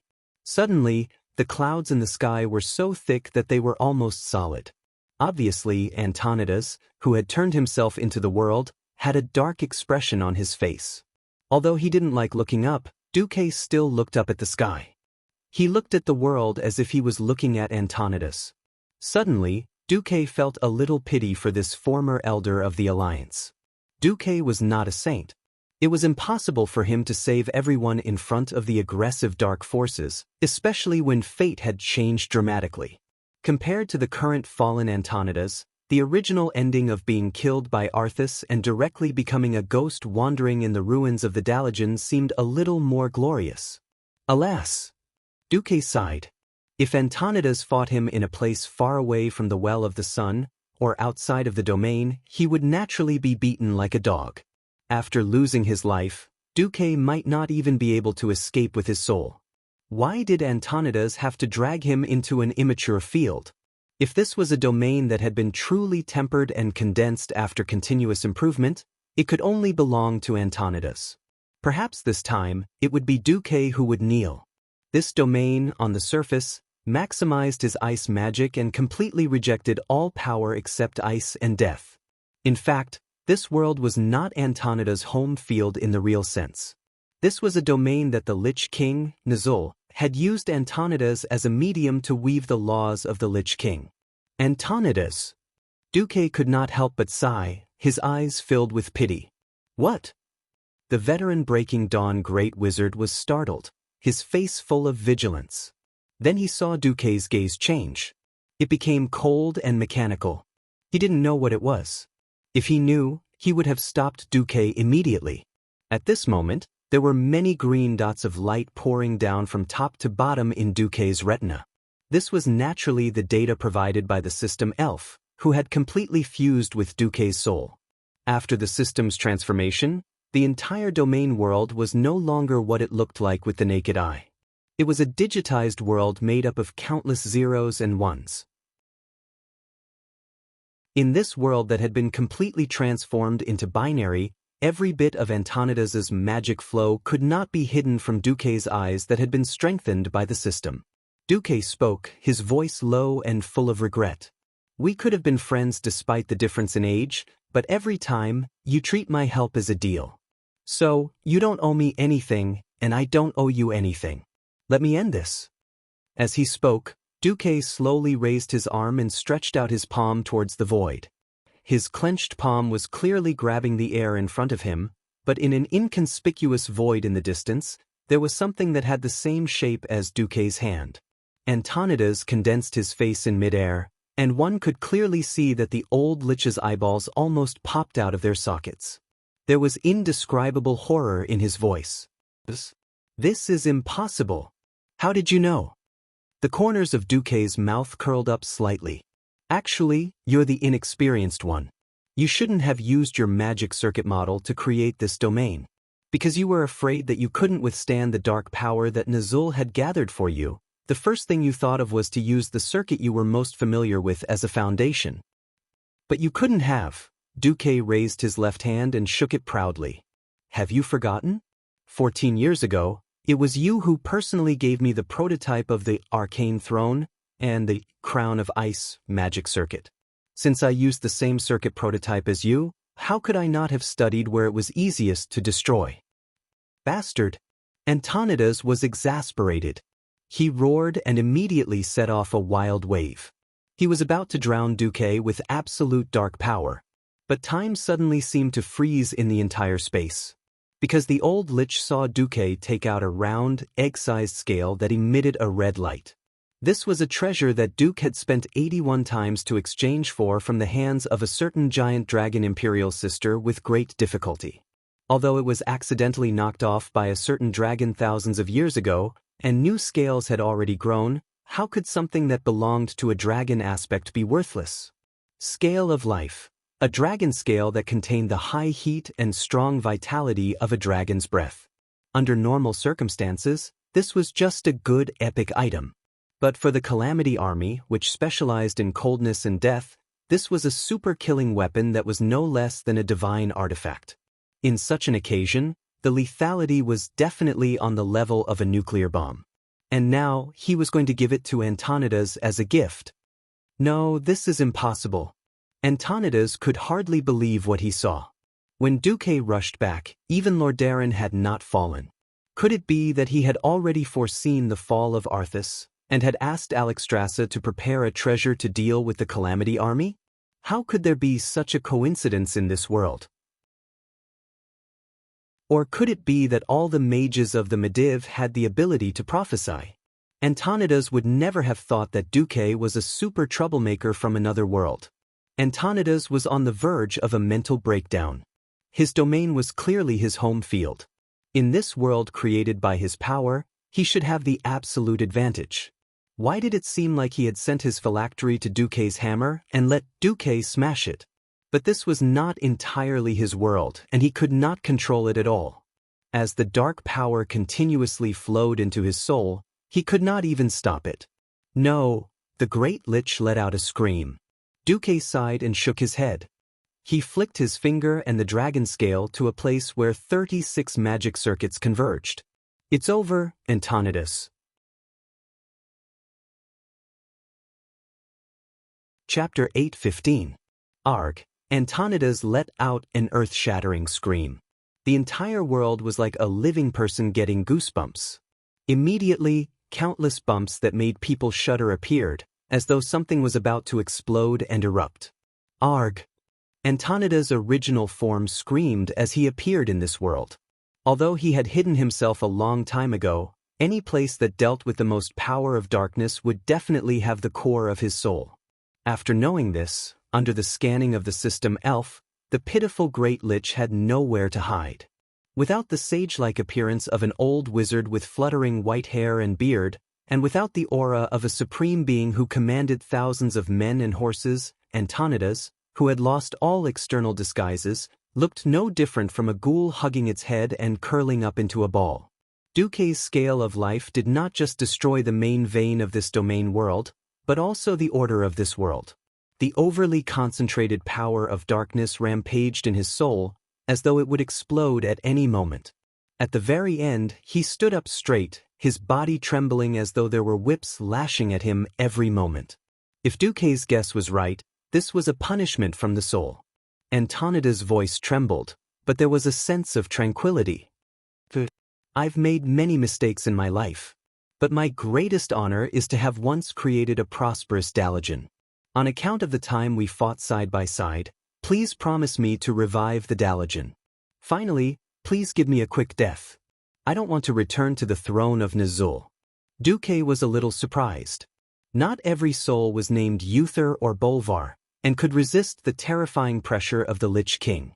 Although he did not think that Antonidas had such willpower and boldness, which could be seen from the old wizard's fall, he really did not think that the old wizard would be able to break free from the Lich King's soul shackles at the last moment of his collapse.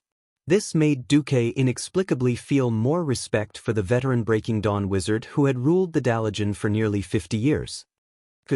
I promise you, I will revive the Dalajan. Just as I did with Stormwind. An expression of relief appeared on Antonidas's withered face, which was unique to a lich. In Duque's green world that had been digitally altered by a sea of zeros and ones, he could clearly see that Antonidas was collecting all the pieces of his soul into this body. In his field of vision, Antonidas's face quickly changed back to the appearance of a living person, that wise elder with white hair and a white beard. At this time, Nazul's sharp and exasperated voice came from the void. No, Antonidas. Your soul belongs to me. You have no right to deal with your own soul. Antonidas was anxious. Hurry up and move. Even if I only have 10% of my soul left, Nazul can still forcefully resurrect me and force me to serve him. Duque's heart suddenly skipped a beat. Without hesitation, a golden shadow suddenly rushed out from Duque's body. It was an illusion that was identical to Duque's real body. The biggest difference between it and Duque's real body was that it emitted an incomparably holy aura. Between the index and middle fingers of its right hand was a coin. In the next moment, the coin turned into a standard cross sword that knights loved to use. The cross sword emitted a golden light and pierced into Antonidas's forehead like lightning. This sword? Antonidas's expression suddenly changed, and a smile of relief appeared on his face. A voice floated into Duque's soul. Thank you. In the Dalajan, 300 meters below my wizard tower, there is my last treasure. The password is to connect my 2 magic circuits with my real name. Duque's whole body trembled. He really did not think that after killing Antonidas, there would be such extra equipment. Duque saw that a large number of zeros and ones around him were speeding up the separation. Antonidas's elemental power was disintegrating. In just a few seconds, the snow-white world supported by the dark power quickly faded, and the periphery gradually returned to the seaside scenery on the Isle of Quel Danas. It's Duque? Sylvanas was the first to see the figure inside clearly. Her heart failed to live up to her expectations and started beating wildly. Immediately, there was a burst of screams from the crowd. They did not think that the battle between the two would be so terrifying. The huge dark power turned into a huge cocoon with a diameter of a kilometer, tightly wrapping the two people. No outsider would be able to get involved. He had thought that this would be an evenly matched battle that would drag on for a long time. Who would have thought that in less than 3 minutes, the winner would be decided? Duque thrust his sword forward, and the illusory blade of the golden cross sword was like a burning golden flame, directly igniting the old lich's body. The long sword that was like a holy sword pierced through the great lich's head and rapidly melted his soul. This scene, in the eyes of the 200,000 soldiers, was like an apostle of God using supreme divine power to punish the evil fallen. Everyone's expression was gone, leaving only a look of disbelief. Saint Duque, oh my God! It really is Saint Duque. The people unconsciously murmured, reciting the nickname of Duque when he revived Stormwind and saved the people with supreme wisdom and internal power. That's right. Saint Duque. The legendary name that was transmitted by every bard shone again at this moment. Not only were the humans and a few dwarves shouting, But Theron even found that many elves were also shouting Duque's holy name. On the other side, after Duque's golden illusion stabbed the sword, Antonidas's withered body trembled violently. When Duque's illusion pulled out the golden sword of holy light, the illusion disappeared. Duque put his hands behind his back, stepped on the sand, and walked to the side of the former chairman of the Kirin Tor. This once famous mage leader could no longer maintain the illusory appearance of an old mage, and had returned to the form of a lich. Duque looked at Antonidas's turbid eyes. At this moment he could not even feel the joy of victory in his heart. He only asked calmly, "Is this okay?" The great lich's throat gurgled, but in the end, it seemed that because his vocal cords had decayed for too long, he still could not make a sound. At this moment when his soul was beginning to collapse, further emotional expression seemed to be an extravagant hope. Looking at him, Duque could not help but show a trace of sadness in his eyes. In his impression, there did not seem to be a good ending for fallen people. Duque took one last look at the sad old mage and turned to leave. But this former supreme ruler of the Dalajan was like the last radiance of the setting sun. His body trembled violently, and then there was a whisper in the wind. It was a sound that Antonidas had recalled thousands of times, and who knew how many times he tried to control his throat to squeeze out a sound. "Thank you." That was a human, not an undead, expressing his gratitude at the end of his life. Duque stopped and replied softly, "You're welcome."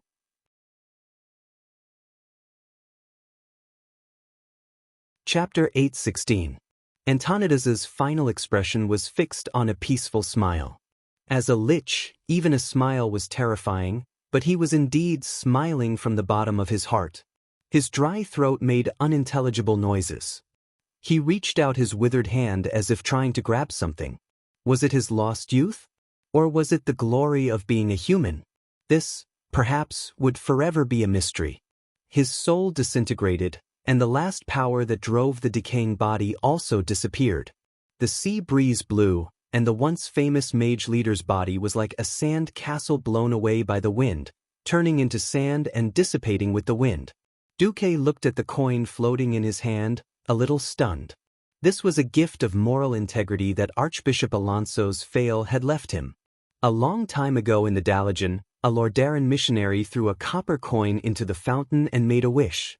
"I hope that one day I can spread the way of holy light to the commoners, and teach them the meaning of the three great virtues." After Alonso's passed away, the sole coin that was passed on to Duque was the condensed divine will in Duque's hand. After receiving Duque's permission, it merged with Duque's soul. With the truth, beauty, and all the righteous will around Duque as nourishment, this soul coin had become shining, full of holy aura.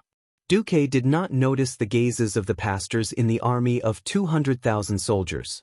Not to mention Sally Whitemane, a young girl who had just touched the way of holy light. Even a bishop like Benedicta had a look of yearning. Duque finally seemed to notice the burning gazes of the crowd. He laughed at himself. If I can't continue on the path of the pharaoh in the future, can I still go to the church and give some pointers to the female pastors?" Just when everything seemed to have come to an end, the Lich King Nizul's will condensed into a huge, icy blue skull in the air. This was a terrifying virtual image with a diameter of over 100 meters. It exuded an evil black spirit light and a terrifying aura that caused the temperature to plummet.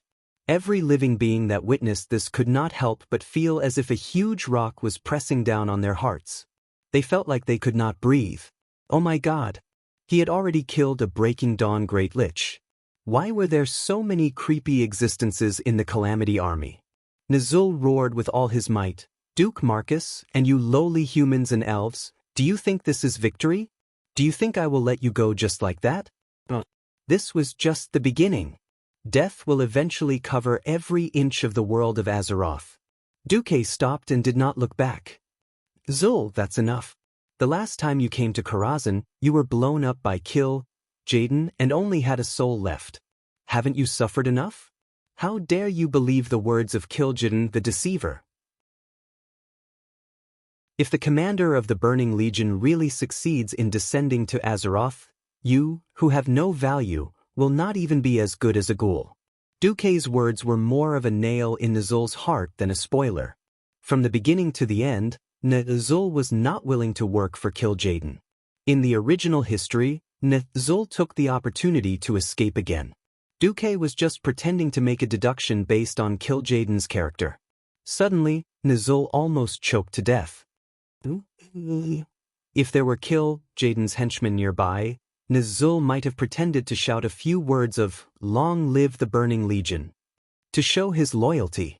However, although Nzul was afraid of death, his self-esteem was still very strong. After all, he had been a great chieftain and had now named himself the noble filthy Goblin King. In front of so many people, Nzul would never admit that he was Kil'jaeden's dog. After choking for 3 seconds, Nzul finally roared, "Duque, you think you're in control of the situation, but you're wrong. I'm telling you, you're definitely a loser this time. You'll never know what my perfect plan is. Even if you have the ability to stop Arthas now, my plan to destroy Azeroth will still not be affected in the slightest. Whether it's humans, dwarves, elves, or any other race, your only fate is to become my slaves after death. The land you cherish will become a rotten land worse than Draenor." Ha, ha. Duque bared his teeth. Think? Do I still need to think about it? I already know what you're going to do. Nzul, are you done with your nonsense? If you're done, then get lost. I used to think that you were trash who only knew how to fart, but now you've actually fallen to become a dog who only knows how to fart. Aren't you ashamed? That's right. The Burning Legion's repeated attacks on Azeroth were almost unstoppable. Even if they could withstand it this time, they could not avoid the next time. Since that was the case, Duque, who was still a transmigrator, was thinking about how to make the Alliance grow faster and how to strengthen himself.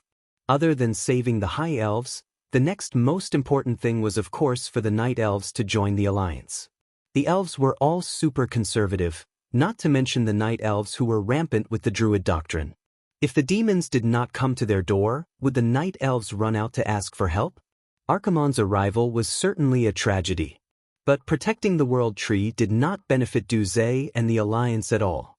Therefore, Duque had already made up his mind to decisively let the Alliance do nothing before Archimonde killed his way to the World Tree. Of course, there was a large group of the future Alliance's middle power, led by Sylvanas, watching. As the leader of the Alliance, Duque still had to put on an act no matter what. At this moment, Duque's moral integrity was in his body. At this second, Duque's body glowed with a golden light. At this moment, Duque was openly lying. The handsome Duque raised his head and looked at the skeleton in midair. He raised his right hand, and the holy gold coin once again turned into a holy sword. A 40-meter long sword. Oh, it's a super holy sword. I'm asking you if you're afraid? Duque's words were righteous and overflowing with a noble spirit. Ha! You underestimate the intelligent races of Azeroth. Do you think you can overthrow the entire Azeroth with your lousy plot? Nzul, do you want to destroy this world? Have you asked us? With that, Duque turned around and looked at those pairs of burning eyes. Then he shouted at the Alliance soldiers, "Human soldiers, this despicable demon in front of us says he wants to kill us all and turn us into this bastard slaves.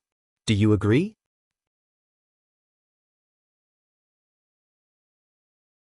Chapter 8:17.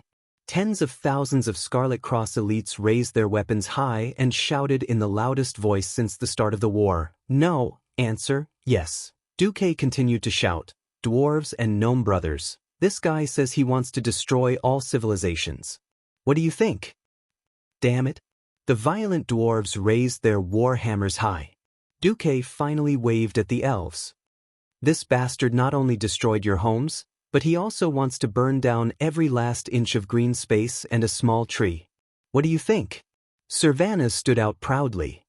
"For the blood of Quel'Dorei, we must take revenge. Who among the High Elves did not know the strength and terror of the enemy? Those who could gather here were naturally the most courageous and unyielding in the entire Elven race. They were the backbone of the future revival of the High Elves and the pillars of the reconstruction of the Elven Kingdom. The earth-shattering roars of the humans and the sonorous and powerful shouts of the dwarves deeply stimulated the hearts of these tens of thousands of elves. They thought of their dead relatives and friends, and of their destroyed homes. An unparalleled rage suddenly gushed out from the depths of their hearts and rushed straight to their heads. They abandoned the nobility and restraint that they once boasted about, tore off the mask of gentleness and elegance in front of the world, especially in front of humans, and shouted in unison. Revenge! Revenge! Revenge! The morale of the troops could be used. Almost without thinking, Servanas, who struck while the iron was hot, suddenly raised his war bow and shouted, "Our kingdom is destroyed. Our city is destroyed. Our compatriots and loved ones are killed. In order for future generations to never forget this day, I announce that Quell Dorii will be renamed to Sin Dorii." Duque could not hide the surprise on his face. Quell, in the elven language of Salis, meant nobility, and Sin meant blood. The High Elves had changed their name from Quell Dorii to Sin Dorii, which was originally done by Kale, that's in history. It had to be said that history was shockingly similar. In a certain scene, under certain circumstances, they would make the same choice. At this moment, in the tens of thousands of elven troops, every elf was full of anger. In their rage, they desperately needed to vent. They did not even notice that Servanas, who was technically just a National Salvation Committee and officially a Ranger General, did not have the authority to make such a major decision. One or two of them, tens of thousands of people, were completely enraged by Nazul's clamor. Naturally, they agreed to Servanas' call. This kind of astonishing momentum.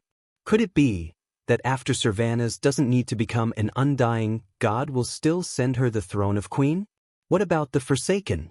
I, Duque, am from the Alliance. Why should I care about the tribe? Alright, since Sylvanas doesn't need to change races and still has the chance to become Queen Sylvanas, I definitely don't mind giving you a push. Duque pursed his lips at Servanas and glanced at the Lich King's skull from the corner of his eye. Sylvanas immediately understood. Demon! Get lost! A loud shout rang out. He drew the bow and knocked the arrow in one smooth motion. This was an action that Sylvanas had practiced and used hundreds of thousands of times in actual combat. Each action was unremarkable, but when connected, there was a kind of natural beauty. Looking at her beautiful hair fluttering in the wind and thunder power, her heroic demeanor of a war goddess easily infected every elf. They looked at Servanas standing on the hill with reverent and pious gazes.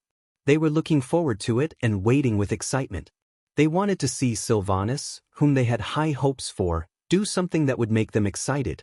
However, at this moment, Servanas was actually dumbfounded.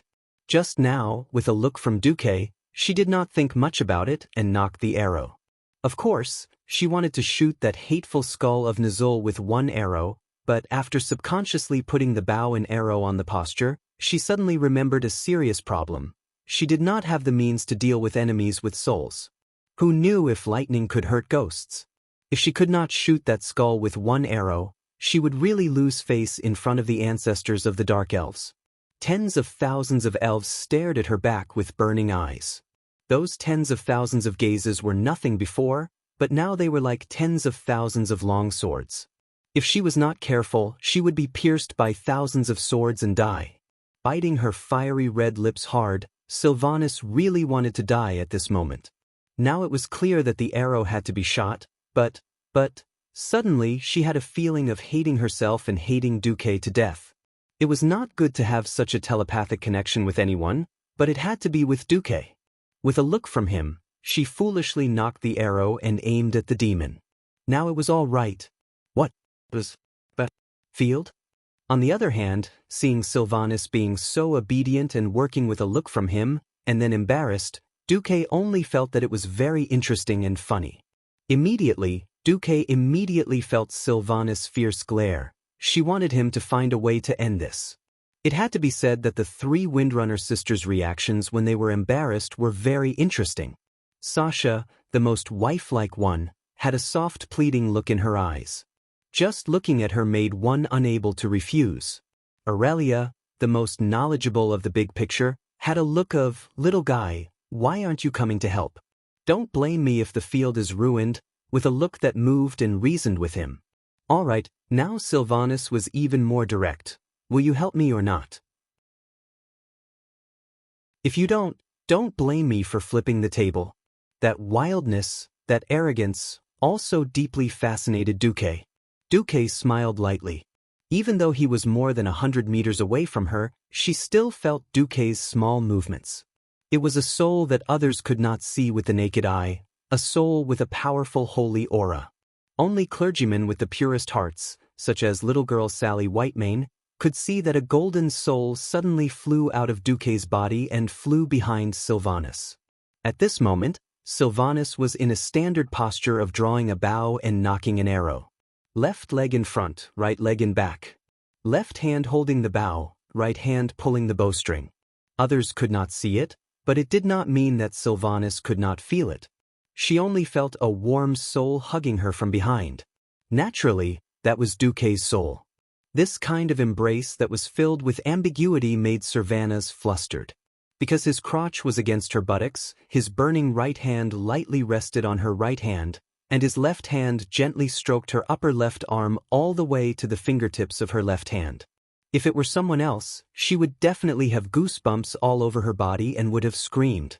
But that incomparably serene feeling of the warm soul made her feel very good.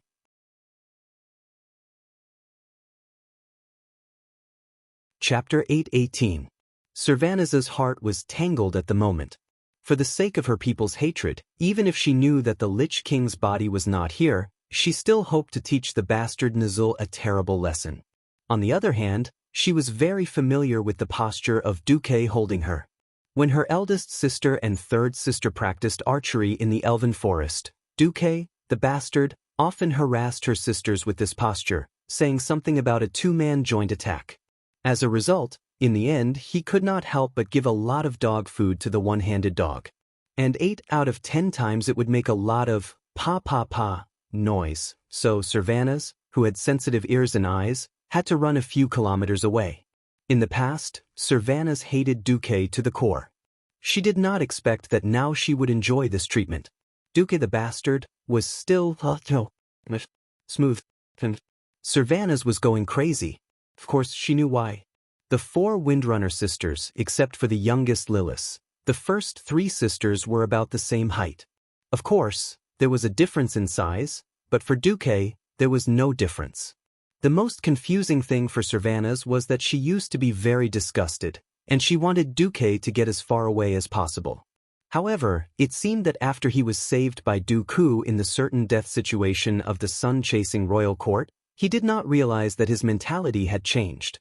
Even though she was shy, even though she was a little annoyed, even though the integration at the soul level made her have an illusion of being seen naked, but the feeling was unexpectedly not too bad. She could not accept it from the bottom of her heart, but at least it was not uncomfortable. Clearly, her reason told her that this feeling seemed to be very dangerous, but her heart, her body, and her soul had a sense of anticipation to see what would happen next. Suddenly, the scene of her kissing Duque in a daze came to her mind. Damn it, what's wrong with me? Sylvanus cast a fierce glare at Duque diagonally behind her. Bastard, I will make you pay. Lorthamar and the others heard Sylvanus cursing, but they subconsciously thought that Sylvanus was cursing at the Lich King. It was impossible for a third party to know that she was actually scolding Duque for taking advantage of her. She steadied her footsteps and decided to ignore that bastard Duque. Her eyes were only left with the ferocious and threatening large ice blue skull in the air. Sylvanus, who put away all distracting thoughts, had a grave expression on his face. His facial lines were taut, silently pursing his lips into a straight line. Nazul's noisy threat still echoed over the beach. You mortals have no chance. You will all die. If you don't want your souls to be imprisoned under my throne and tortured for 10,000 years after you die, you'd better join me now. This is the last time I'm persuading you to surrender. Every elf stared at Sylvanus. At some point in time, this ranger general who had once left the elves had become the backbone of the surviving elves. Her every word and action would represent the whole of Sin Dorii. Now she would take this step. After this step, she would throw the dice that would determine the fate of the entire elven race. Although he had already predicted her choice, no one knew whether the end of this path would lead to victory or destruction after placing the bet. Even so, at this moment, everyone still chose to hand the final decision to Servanas. Servanas subconsciously looked at the arrow flickering with lightning in his hand. The purplish-blue lightning actually flickered with a faint radiance under the gray and black canopy of necromancy. Every vein on the wooden shaft seemed to be wriggling like a spirit snake. It was time to hand over the answer. At this moment, as the gold coin between the fingers of Duque, Divine's soul slid across Servanas' arm, a burst of golden light burst from the longbow. The golden radiance extended to that long arrow, but it was wrapped within Servanas' purple-blue lightning radiance. On the hill, the elves seemed to hear the sound of a horn in a trance. That was the horn of war. That was the horn of Sindoriai's revenge on the Scourge army. They took a deep breath. In the next moment, the long sound of the horn of war, which lingered on the beach and drifted between heaven and earth, accompanied by the sound of the bowstring, it officially sounded. A beam of light that represented the hope of the elves, and even the entire alliance, shot from the ground to the sky. It was like a ray of dawn that shone on the earth, breaking through the darkness and breaking through the dark clouds. At the same time, it shot the illusory skull that no longer had the support of the power of darkness. This arrow was like a signal flare. Then, Dooku raised his arms high and allowed the mana from the Sun-Well branch meridian to gush out towards the sky. Previously, the arrow had only shot a hole in the cold, dark clouds. Now, the energy of the Sun-Well that Duque had activated was like a pair of incomparably huge hands that tore apart the dark sky and tore it apart. Long live the Alliance! Without needing Duque to give the order, Mograine immediately understood. He raised Thushbringer in his hand high up. Under the guidance of this holy sword that emitted an even stronger holy light, more than 200,000 troops spread out from the entire Isle of Quell, Donnas, and rushed towards the Sun-Well Highland where the Sun-Well was. They had thought that after the Lich King extracted a large amount of soul energy from the undead creatures, there would be no more resistance on the island. But obviously this thought was wrong. Indeed, after Duque killed Antonidas, the power of darkness that the Lich King had injected into the Great Lich's temporary territory had collapsed. However, with the Lich King personally taking action, the remaining power of darkness was once again scattered in all directions. Not only were the High Elves that originally guarded the island resurrected as undead, but due to the quality of these elite guards, many of them directly became Death Knights. To make matters worse, the Burning Legion seemed to have started to interfere. The sky began to rain a green meteor shower. When they saw huge rocks wrapped in green flames falling from the sky, they first blasted a huge pit in the ground, then turned into human-shaped stone giants that were more than 10 meters tall and crawled out to attack the Alliance soldiers. A distant memory surfaced in everyone's mind. The veterans and generals who had experienced the second battle at the Dark Portal were no strangers to this scene. It was a huge demon summoned by a warlock, Hellfire. Such a terrifying demon was not something that could be defeated by conventional means. The most effective way to fight against Hellfire was holy light, followed by magic. However, the hundreds of Hellfires that should have become the new focus of the entire battlefield were quickly ignored by the Alliance soldiers. This was because a huge black pillar of light suddenly rose from the Sun-Well in the north. Everyone could clearly feel an evil will rising. It was the rebirth of a great lich.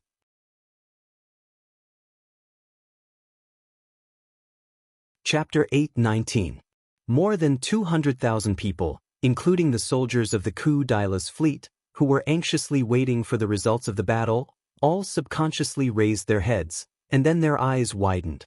The black sun that rose slowly and finally hung alone in the sky made the entire Isle of Quell sense. No, almost the entire earth seemed to resonate with it and tremble slightly.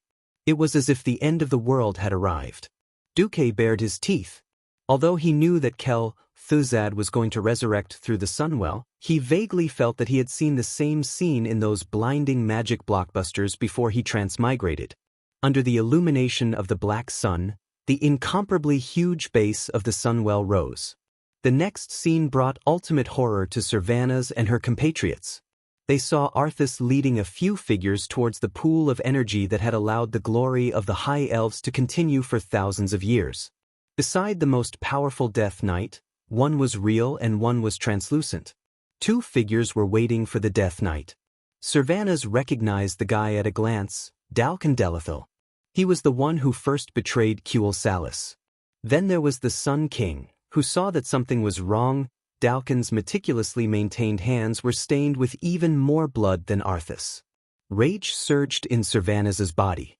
If not for Duque raising his hand to stop her, she might have rushed forward in a moment of hot-headedness. It was too late. There was a huge spatial barrier on the Sunwell Highlands, and it was impossible to reach it in a straight line. If one did not enter from the main entrance of the Sunwell Highlands, they would never be able to reach the Sunwell. The golden light of the Sunwell, which had not been completely polluted, reflected on Arthas's face, softening his facial features and even giving him a kind of artificial warmth. Then, everyone noticed that Arthas had already inserted the infamous Frostmourne into the altar of the Sunwell. The golden energy that overflowed from the Sunwell was quickly being polluted and then being drawn back into the Sunwell. Arthas curled his lips at Duque in a show of force, then snapped his fingers. Dalcan understood at that moment. He turned a finely carved urn upside down and poured the contents into the water. The light immediately changed, pulsing, spinning, and appearing in the center of the weakening magic vortex. It was a twisted shadow. From the bony shadow, one could tell that it was the withered soul of a lich. The polluted Sunwell churned with black liquid and began to climb toward the dirty souls that stepped into the Sunwell. No, at this moment, many High Elves burst into tears. They watched in despair as the tainted mana spread on the evil shadow. They bit their lips and could only pray for a miracle. At this moment, the entire island shook again. The shadows of two withered arms that were comparable to towering trees reached into the sky from the polluted Sunwell and held the black sun in the sky. Even though Duque was already mentally prepared for this, even though he had already made up his mind to reap the benefits, he was still stunned at this moment. The huge shadow of the back of the hand pulled the entire black sun into its embrace. The dirty sun shrunk at a speed visible to the naked eye, becoming more and more concentrated. Finally, it sank into the evil figure standing in the black well water. At this moment, Kel Thuzad's figure finally broke the boundary between soul and body, returning to the world of Azeroth. It was a horned skeleton with an evil smile. Its eye sockets were burning with flames, and its body was surrounded by snake-like chains.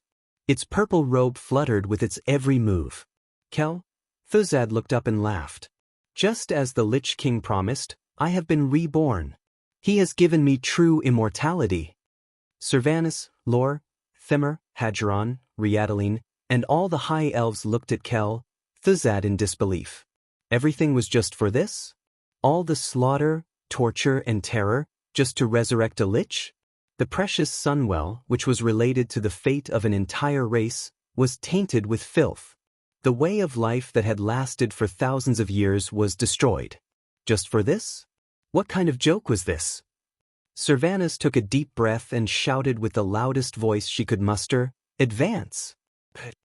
Every High Elf glared angrily at the Great Lich, who was laughing shrilly. The only thing that comforted them was that this damned lich would be destroyed once again. There was also Darkin, who had betrayed his own people and used the Sunwell as a gift to flatter his new master. Only by turning his corpse into ashes and throwing his soul into hell to roast for 1,000,000 years would they be able to vent their hatred.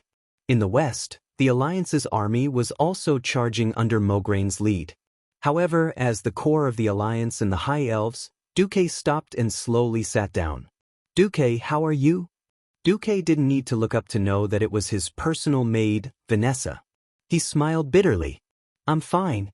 It's just that using the Sunwell's mana continuously is a bit too much of a burden on my body." "Duque, are you all right? Is the commander injured?" Jaina and Abendis followed closely behind. One had flashed over, and the other had rushed over on horseback. "I'm fine. Let Mograine go first." However, I don't think Arthas will fight us head-on. Duque clutched his chest, his breathing a little rapid. Jaina noticed that the air that Duque exhaled was much hotter than a normal person's. It was almost at the level of steam. Duque had guessed correctly. Arthas was strong, but he had never thought of fighting the Alliance's main force head-on after losing all of his subordinates. The undead army that he had brought this time had been directly transported over by the Sunwell's mana vein. Now that the Sunwell had been polluted, the stability of the energy vein was naturally non-existent. There was no way to continue replenishing troops. After fighting for so long, the Alliance and the Doomsday Army both knew that due to the strength of their souls and the degree of corruption, the new undead army's combat power was limited. While the Doomsday Army could nurture their troops through battle, they still needed a lot of time to nurture and adjust to become the true powerhouses of the undead race. Arthas's retreat was inevitable. As expected, Arthas's laughter could be heard. "Ha, Duke Marcus. This time, it's my victory. I'm very curious if you still have the courage to stand in front of us when we reveal our final trump card." A huge space portal appeared under Kel Thuzad's spell. It would take time for the army to charge over. Just like that, a huge battle that could have happened ended hastily. This wasn't a matter of regret, because Arthas and Duke had already obtained what they wanted.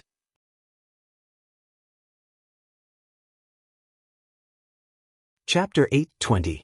The history of the Alliance could be divided into two stages. The first one was the Seven Kingdoms, which at the time seemed united but were actually divided, as the core of the Alliance. The second stage was what Duke and the other players were familiar with. It was the fusion of many races and became more and more powerful. People often said that the old tribes were cruel and bloodthirsty. They slaughtered villages and cities everywhere they went. The old tribes that killed millions of humans were trash. In Duque's opinion, the old alliance, which was the former Lordaeron alliance, was not a good thing either. When the initial momentum of working together to fight against the Horde passed, the countries immediately became small alliances based on their own national interests. At that time, the seemingly fair but actually greedy leader, Tyrrhena's Menethil, led the way for his own interests. As the saying went, if the upper beam was not straight, the lower beam would be crooked. It was no wonder that the countries led by Kuel Salis and Gilnis could not take it anymore and left the alliance. It turned out that the High Elves in history had their own bad side, but Kael, that's led the Blood Elves back into the alliance and was looked down upon. Hence, the elves could not be blamed for that. If not for Arthas's Scourge army sweeping through the entire Lordaeron continent in the north and getting rid of those old bastard kings who occupied the latrine, there would not have been King Varian. King Varian, who was nicknamed King Varian by the players, would not have become a hero and leader of the alliance. The appearance of the Scourge army was a catastrophe. From another point of view, without the Calamity army, the public enemy of the world, there wouldn't have been a purer alliance. As for the Horde, if they were unhappy with the chief, they could challenge him directly. If they won, the chief's throne would be theirs. Those in the alliance would not be as violent as the Horde. Duque could not kill Anastrian, Tyrrhena's, or even Antonidas himself. This meant that Duque could only do it through Arthas's hands. Duque was very clear that this method was a little troublesome. It was much more comfortable to think about it from the other side. There was no rainbow without wind and rain. It was precisely because of Arthas's help that Duque could make a name for himself in the alliance. Standing on the hill of the Isle of Quell, Donnas, and overlooking the whole island, it was a mess. The attack of the Doomsday army not only destroyed everything on the island, but also turned all the elite guards into immortals.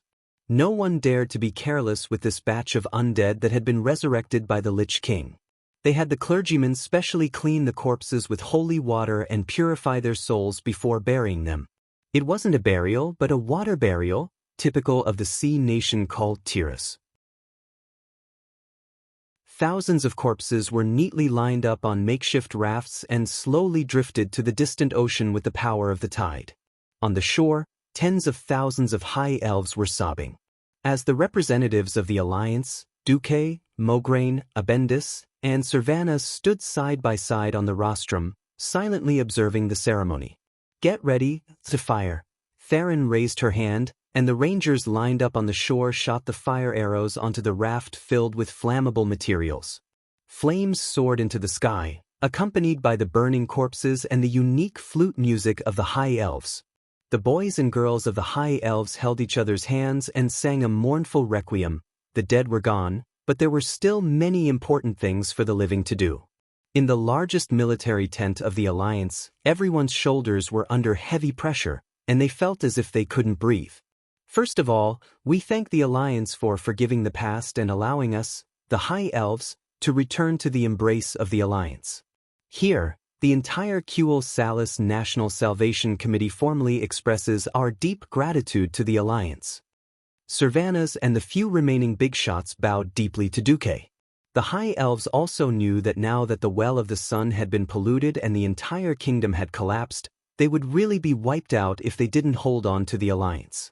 At the very least, they had to show enough respect. Fighting against the evil Calamity Army is something that every living person on the continent should do.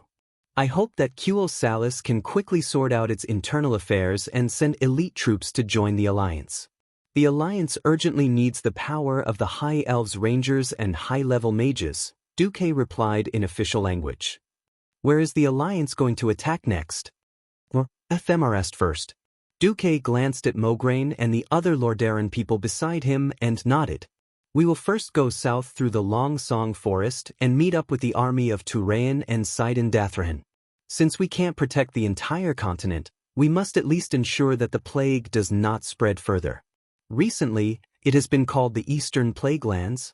This is not just for the people of Lordaeron, but for everyone else. Unlike the original history, the Calamity Army was directly teleported to the High Elves this time. Instead, the holy city of Stratholme was saved. Since Duque's main force was the Scarlet Cross, he naturally had to follow the will of the people and protect a small part of the old Lordaeron territory. At this time, Abendis also reported, now, the entire Tirisful Glades and Silverpine Forest have been occupied by the undead. According to the latest statistics, we conservatively estimate that there are more than 5 million undead in the old Dalajan territory, and we can't rule out the possibility of more than 10 million. Also, the proportion of mid-level and high-level undead seems to be gradually increasing. This number made the High Elves' faces twitch. How many soldiers could the Alliance muster now? Including the poorly trained militia, 1 million was the most they could muster. Not every soldier could fight as well as the paladins. It would be a miracle if they could muster 1 paladin out of 100 ordinary soldiers. The numbers in front of them really made all the living despair. Fortunately, most of the undead were zombies and skeleton soldiers, and there were not many ghouls. If they were all Death Knights, they might as well just kill themselves and pledge their loyalty to the Lich King. Abendis continued, "It's not that there is no good news. Our former chief commander, His Excellency Anduin Lothar, has reappeared. He led Bolvar Fordragon's Stormwind main force and has already met up with the main force of the Iron Furnace Fort. They are preparing to launch a cross-sea attack and a bridge attack to recover the Earthy Highlands." The situation was very clear. The big shots of the Alliance hoped that in the near future, the two armies would meet up, one from the northeast to the southwest. The other was south, and then they would meet up in the Dalajan territory to drive the Calamity Army out of Lordaeron. Only Duque sighed. There was no need to go through so much trouble. As long as Archimonde escaped, the war in Lordaeron would come to an end. He deliberately opened up the entire western line of defense of the entire continent, just to let Arthas and Archimonde quickly leave. The pointless discussion soon ended. A new shock appeared. Servana's expression changed several times. "What? You want me to be the queen?"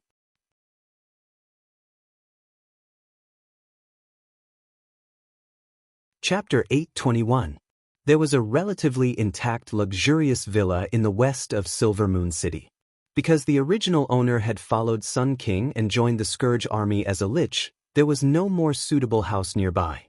In the end, the National Rescue Committee used it as a temporary headquarters. In the largest room on the 3rd floor, Servanas received the biggest unexpected news since the Scourge army's invasion. Arthas's invasion did not scare Servanas. Darkin's despicable betrayal did not scare Servanas. Even his own king taking the lead to join the Lich King could not stop Servanas's advancement. However, at this moment, the battle outside easily frightened Servanas.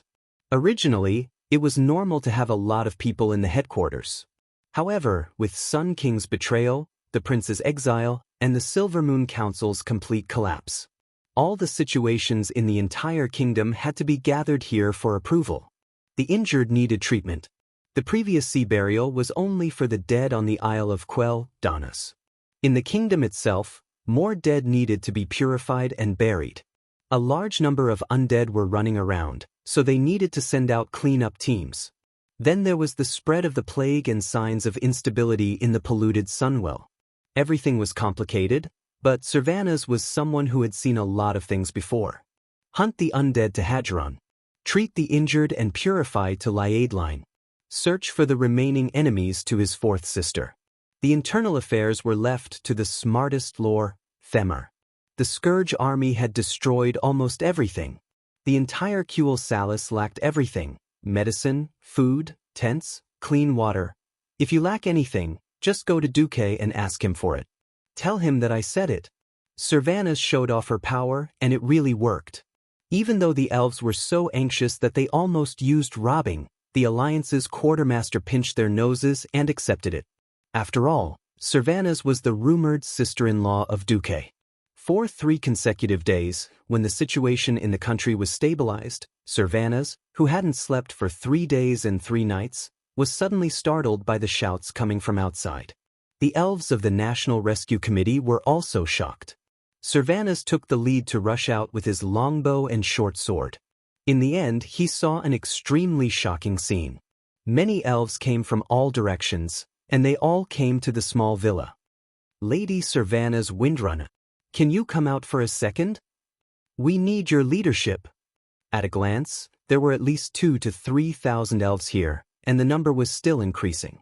Servanas directly stabbed his dagger into the wooden railing of the balcony on the 3rd floor, shouting domineeringly, "If you need instructions, I believe you've already received clear instructions.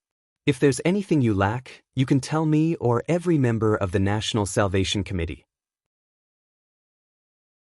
If you're confident in your abilities, you can also recommend yourself to join the National Salvation Committee. What are you guys doing here? We still have many compatriots who need your help and rescue. Our kingdom needs the strength of each and every one of you. No, we need you." A ranger captain stood up. Servanas recognized him. Devon had been with her for more than 1,000 years. He had fought trolls, fought orcs, and fought against catastrophes. He could be said to be a veteran on her side. Servanas was also stunned to see him come out. Devon continued to shout, "There's a rumor that after you've quelled the troubles of the kingdom, you'll return to your fief in the Elven Forest." But Servanas was suddenly stunned. She really hadn't thought about this in the face of a national crisis. She used to think that when she gave up her duties in the Marcus family and ran back to the Long Song Forest, she would be separated from Duque and Duque's forces. Now it seemed that it was not the case at all. Duque had never regarded her as a traitor. Moreover, there was that kiss, and that arrow from the 2 of them, unexpectedly. Her hesitation immediately caused the elves below to burst into an uproar. "Ooh, the rumor is actually true. Even our only remaining hero is going to abandon us? Who can lead us out of this desperate situation? It used to be trolls, last time it was orcs, and now it's bones. Oh my god, there's also the Burning Legion. Is Kuel Salis really going to perish?" Pessimism spread faster than the plague, and hundreds of female elves almost burst into tears on the spot. Servanas was anxious. "I didn't say I was going to leave. As long as my comrades need me, as long as the Long Song Forest still needs me, I will not leave, but you've already left once." Devon's loud shout was like throwing a torch into a warehouse of explosives. The audience below suddenly exploded. 13 years ago, because of the F*King and the Silver Moon Council, the Windrunner sisters suffered the most unfair treatment. Although on the surface it was Duque who extorted the Windrunner sisters to leave, The elves generally believed that the king and the council had joined forces to force away the hero who was an eyesore to the higher-ups. "No, don't leave us. We need you." "Lady Servanas," at this moment, someone shouted, "Stay. Since the Sunstrider is such a bastard, you can be our queen." This sentence seemed to wake people up from a dream. Queen. This is a great idea. Why didn't we think of it? Yes. Queen, Queen. Queen. Queen, long live Her Majesty Queen Servanas. Long live Her Majesty Queen Servanas. Unknowingly, the elves shouted more and more in unison. The number was spectacular, and the scene was shocking. In the beginning, there were dozens of people, then hundreds, and finally thousands of people shouted in unison. Their voices were so loud that they resounded through the sky. This huge sound wave even spread out of Silvermoon City to the open space outside the city that was full of tents. In just a few moments, even outside the city, people shouted, "Long live Her Majesty Queen Servanas," at the same time. At this moment, Servanas was dumbfounded. From the moment she decided to come back to save the country, she didn't think about it anymore. To Servanas, protecting her motherland and her beloved forest was as natural as eating and drinking. She never thought that she would one day sit on the supreme throne because of this. In her imagination, power was something extremely distant. After all, when she came back, she had the entire Silvermoon Council and the Sunstrider father and son above her. Who would have thought that she would one day ascend the throne that everyone looked forward to? She was frightened. He was really frightened. She had faced countless powerful enemies and wandered between life and death more than once. She had never felt such fear toward trolls, orcs, or even great Lichinastrian, who had once been her king. At this moment, she was truly frightened. She shrank back like an ostrich. She quickly retreated and closed the door to the balcony in one smooth motion. Escape was shameful, but it was useful.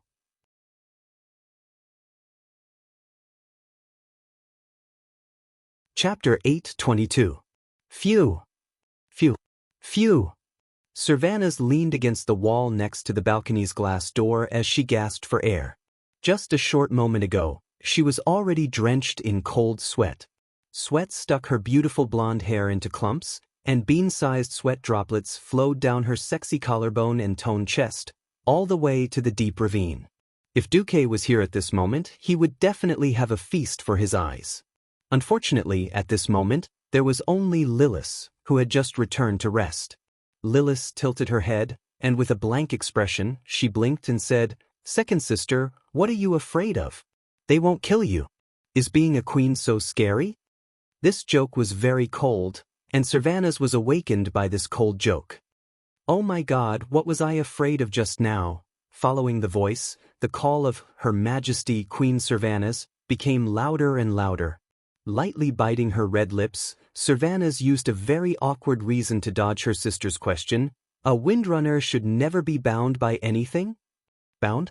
Big Sister has been a ranger general for thousands of years. Is that considered a binding? Or is it also a binding for Big Sister and Third Sister to fall in love with Duque? When Fourth Sister mentioned Duque, Servanas' face could not help but turn red. Perhaps it was because Lilith lacked a brain when it came to relationships. This kind of emotionless conversation made Servanas' teeth hurt even more. Would doing what he wanted to do become a kind of restraint? Servanas' delicate face twitched involuntarily. "Let me calm down for a moment." A few minutes later, when the noise outside reached the sky, an angry roar came from the committee's command center. "Lore, Thema, get in here." Lore, Thema, who was hiding in the alley 3 houses away, could not help but smile bitterly. As expected, there are no idiots in the Windrunner family. In the command division's underground cellar, the sharp voices and shouts decreased by more than 80%. The air was filled with a rich alcohol fragrance, but those fellas here weren't in the mood to enjoy this intoxicating fragrance. Servanas leaned on her longbow and leaned against the wall of the cellar in a seemingly casual manner, but her entire body exuded a powerful and dignified aura. A few of them shuddered as soon as they came in and subconsciously shrank their heads. "Is everyone here?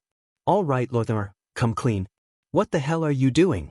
As long as the woman from the Windrunner family found her target, there was nothing she couldn't hit.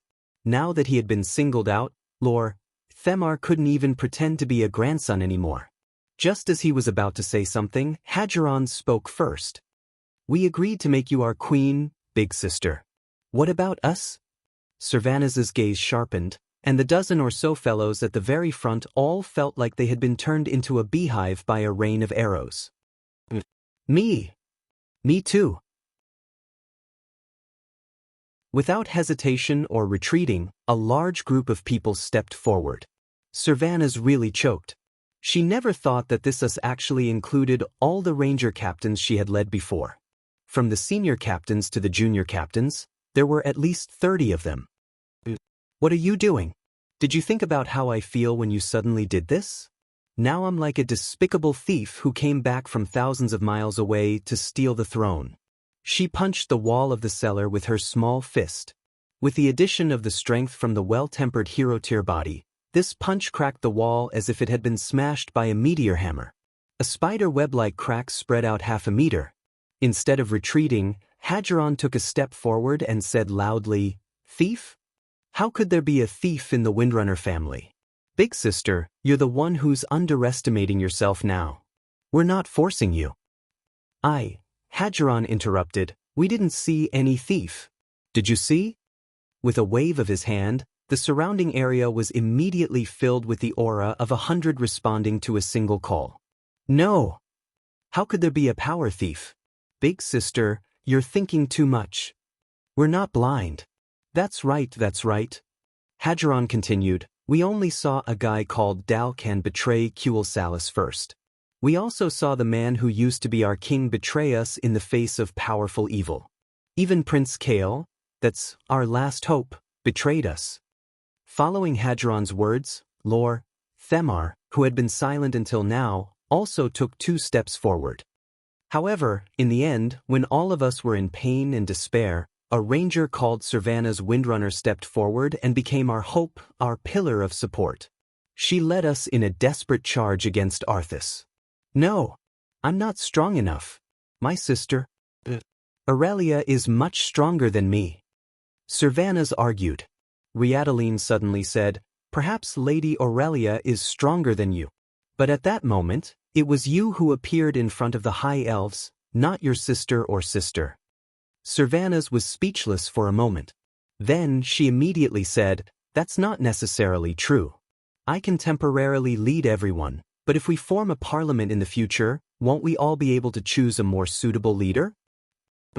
No one is more suitable than you, Hadgeron said firmly. He raised his hand and pointed above his head. Do you hear everyone? Almost all the High Elves who can still move are here. Themar took 2 more steps forward. He was so close that his nose was almost touching Servanus' forehead. He waved his arms vigorously, using his body language to express his excitement. Whether we want to admit it or not, Salis has already collapsed. The plague has spread throughout the kingdom, and 80% of our land has been corroded. We can't even afford to feed 50,000 people. Maybe we can do it after we purify the land. But that's in the future. Now, we must evacuate most of our people, just like how we evacuated north during Stormwind. Servanus, other than you, there is no one else who can be the bridge between Sindorii and the Alliance. Remember, there is no one else. Servanus' body trembled. She understood everything, helping her rise to power. It could be said that it was fate, but it could also be said that it was inevitable. In a situation where the higher-ups were all killed and even betrayed, the people needed a new pillar of support psychologically. Materially, the kingdom's collapse forced the entire kingdom to seek help from the Alliance in order to prevent a large number of people from starving to death.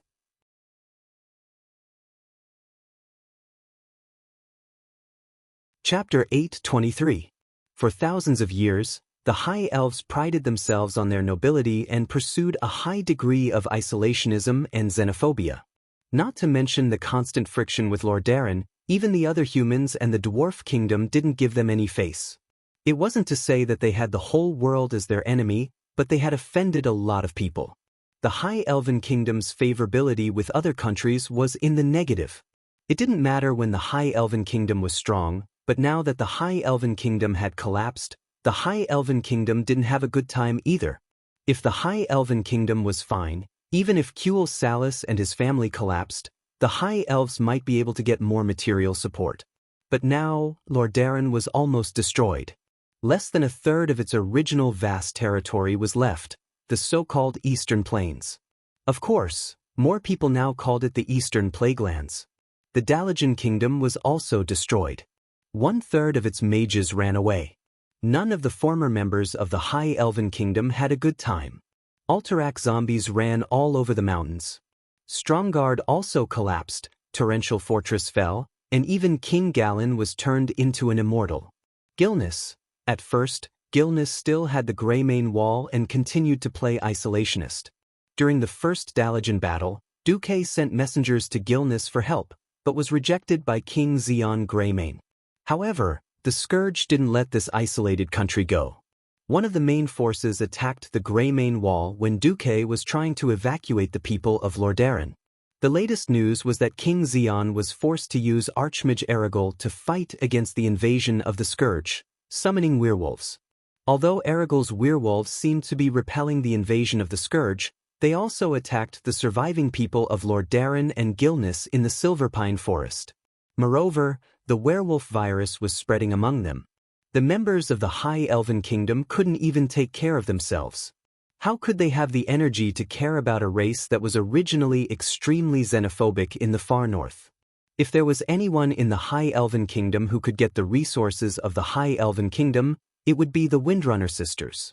As everyone knew, the Windrunner's eldest and third sisters were about to change their surnames to Marcus. Originally, the Ranger's goddess, Sylvanas, seemed to have escaped from Duque's demonic clutches. Unfortunately, it was soon proven that it was nothing more than a beautiful illusion. The two of them kissed in front of the Sunstrider Royal Court stairs. Although it seemed like an illusion and he couldn't see it clearly, how could an advanced ranger's perception be fooled so easily? Moreover, if it was really nothing, as the Grand Duke of Stormwind and the highest commander of the Alliance, why would he take the risk to save a random ranger general? I don't have a close relationship with Duque. Sylvanas seemed to be on the verge of breaking down, but he still tried to defend himself. This time, no one refuted her, but everyone had an expression that said, "I don't care if you believe it or not, I don't believe it." Fortunately, Lor, Themar and the others had been with the Windrunner family for many years. He knew their personalities very well. The other guys still wanted to persuade them, but Lor, Thema stepped on the brakes. All right. We're not purposely forcing you, but please calm down and think about it. We'll leave first and give you some time and space. As soon as he said this, the group of guys immediately became clear-headed. It might be very effective to deal with Aurelia. As for Sylvanas, it was a little difficult. For the second sister of the Windrunner family, who was known as the most rebellious person, leaving behind a mess and not doing anything was also one of the options. Lady Sylvanas Windrunner understands everyone's good intentions. She promises to seriously consider your suggestions and give an answer as soon as possible. However, our compatriots are still suffering, and we have more urgent things to do. Please disperse first. If there's any news, the National Salvation Committee will definitely inform you as soon as possible. Lor, Themar announced to the elves outside. Didn't it sound wrong? Thinking about it, the thousands of elves gathered outside were instigated by Lor, Themar. She naturally had the ability to appease everyone first.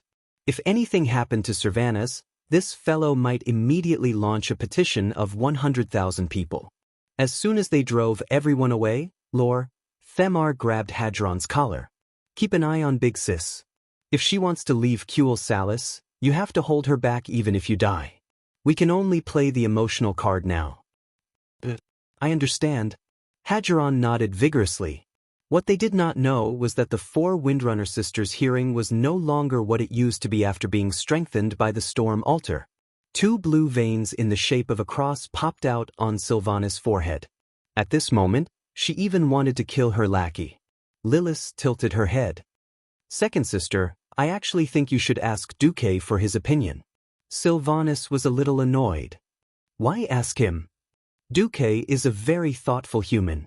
Look, that Jaina claimed to be Duque's fiancée, but she never got any benefits. But he takes good care of us elves. Since Lord Themar wants to use us to clear the alliance, they need Duque to help them. Lilith did not say much, but she hit the nail on the head. Before Cuel Salus was attacked, Sylvanus and Duque hadn't seen each other for 10 years. 10 years was nothing for elves, but it could change a lot for humans. He seemed to be on good terms with Big Sis and Third Sister. What about her? Speaking of which, how would she settle the mess between them? Sylvanus' mind was in a mess. Taking a deep breath, she decided to secretly meet Duque. In the past 3 days, Duque had been very busy. Apart from arranging for the Alliance to send people to help with the disaster and arrange for hundreds of thousands of Scarlet Cross soldiers to enter the Eastern Plaguelands through Longsong Forest to support Stratholme, he also had to keep a close eye on the Sunwell. In history, the Sunwell had been forced to be blown up because it was too corrupted. But there were some things that a human like Duque could not meddle in. The High Elves' holy relic could only be decided by the High Elves themselves. The only thing Duque could do was to ask Dellen's old lover, the Radiant Moon Elven mage Gina Goldsword, to keep an eye on the Sunwell. When it couldn't hold on any longer, it would be the moment for Duque to show up. With the help of the system, he used inner vision to sense his magic circuits. The circuit had more than doubled in size compared to before he came to quell the loss. The flow rate and quantity of magic power had increased exponentially, but there was still a long way to go before a qualitative change. Duque heaved a sigh. I just have to wait for the Sunwell. Suddenly, Vanessa knocked on the door. Master, Miss Sylvanus wants to see you. Huh. Duque was slightly stunned.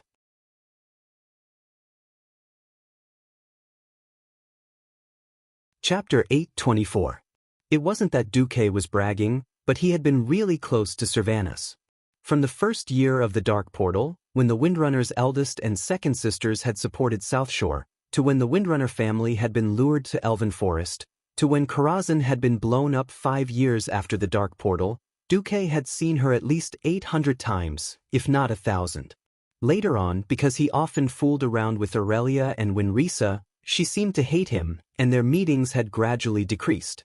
In his memory, every time they met, as long as Duque was in the house, Sylvanus would never walk through the front door. When had she not relied on her unimaginably high agility to jump in through the window? What was a notice? Could a notice be eaten? Obviously, Vanessa was also shocked. It could be heard from her tone of voice. Because Silvermoon City had been destroyed, plague and death were everywhere. Other than the rescue team, the Alliance had to board the ship again at Quell, Donna's Island, pass through the original Windrunner Tower in the southwest of Longsong Forest, and take the southern mountain road to the Plague.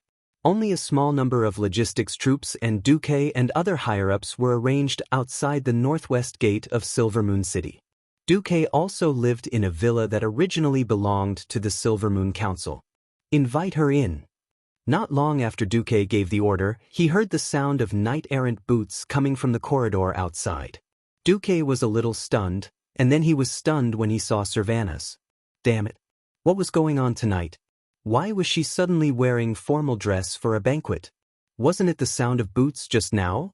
Windwalkers loved nature, and at the same time, they pursued high agility. If it wasn't for the magic armor that could increase their body's speed and agility, they might have chosen to wear bikinis on the battlefield. According to them, this way they could feel the flow of the wind better. So seeing the sexy and exquisite collarbones, the Windrunner cleavage, and the soft and bouncy waist, it was a blessing for Duque, and almost became the stereotype of the 4 Windrunner sisters in his mind. Suddenly seeing Sylvanus wearing formal clothes, Duque was not used to it. Although it was still very amazing. The black, low-cut fishtail skirt paired with a white blouse made her look both solemn and sexy. She seemed to have washed her hair in order to meet Duque, and her blonde hair was put up in a neat bun. The only thing that gave Duque a headache was that ladies usually wore low-cut dresses. In order to prevent their chests from looking too empty, they would wear a necklace with gemstones or something. What was the meaning of Sylvanas wearing a Dark Portal Warrior's badge as a necklace? After Vanessa opened the door for her, Sylvanas looked a little embarrassed. She stood in the doorway, dignified and impeccable, except that the fingers of her hands, which were neatly placed on her abdomen, were furtively pinching each other with the fingers of her right and left hands. Duque smiled awkwardly. I heard that time means nothing to the High Elves. If you could treat my room as your own like you did 10 years ago, perhaps you and I would be more comfortable. Then, should I go back and change my clothes now? Duque's face was full of embarrassment. Am I imagining things? Why does it feel like Queen Sylvanas's intelligence has dropped? Duque looked up at the darkening night outside the window. It's getting late. Come in. Just say what you want. Sylvanas walked in with her ladle-like little steps. It had to be said that in the past 10 years, Duque's invention of high heels had become popular throughout the Eastern Kingdom, earning a lot of money from ladies. It wasn't that this trend had not reached the closed Kuel Salis. It should be said that high heels were a rare case of human cultural invasion. At this moment, Duque looked at Sylvanas in ranger boots and evening dress and felt that it was a little out of place. What's wrong with me? The female ranger seemed to be extraordinarily sensitive. Taking care of her complicated emotions, Duque snapped his fingers. Vanessa, pick a pair of things from box 7. Not long after, the now mature maid elegantly presented a pair of black high heels inlaid with glittering glass ornaments. Sylvanas's face turned red. Because she only wanted to come back and fight, she didn't even bring a pair of shoes for the banquet. She had been preparing for battle the moment she returned to the forest. In the end, when she wanted to wear a formal dress, even this evening dress had to be borrowed by Lilith, and she couldn't find suitable shoes. She knew at a glance that the shoes would definitely suit her. She was a little angry. It was obvious that the shoes were for her sister, since all 3 sisters had the same size. Vanessa explained calmly, I didn't know when the 2 matriarchs would return, so I brought a lot of their things when I came to meet Master. But since you are sisters, I don't think you'll mind. Sylvanas glared. She wanted to say, I mind, but she didn't have the strength to do so. She wanted to change herself. It was indeed impolite to wear an evening dress with long boots, but she immediately gave up. Women's evening gowns in this era, be it elves or humans, all had a characteristic, and that was the insanely narrow waist. In order to accentuate a woman's slim waist, it was definitely enough to shift a woman's internal organs when it was tightened. Her waist was thin in the first place, but with Lilith's help, she couldn't even bend herself. She could only ask Vanessa to help her change into the high heels with a bitter smile. After Vanessa left, only Duque and the hot black tea that Vanessa had just served were left in the room. She took a sip and calmed herself down, but she didn't know where to start. As if her brain was cramping, she suddenly said, The High Elves seem to want to make me their queen. She regretted it almost as soon as she said it. Oh my God! What am I saying? Am I showing off? Duque smiled. That's right. The elves are very lively. I can hear them from half the city ruins. But. Taking a deep breath, Sylvanas finally said loudly, Do you have no opinion on this? Even she didn't know why, but she seemed to care a lot about Duque's opinion. Duque smiled calmly and replied without malice, Well, do you want me to congratulate you? Well, congratulations.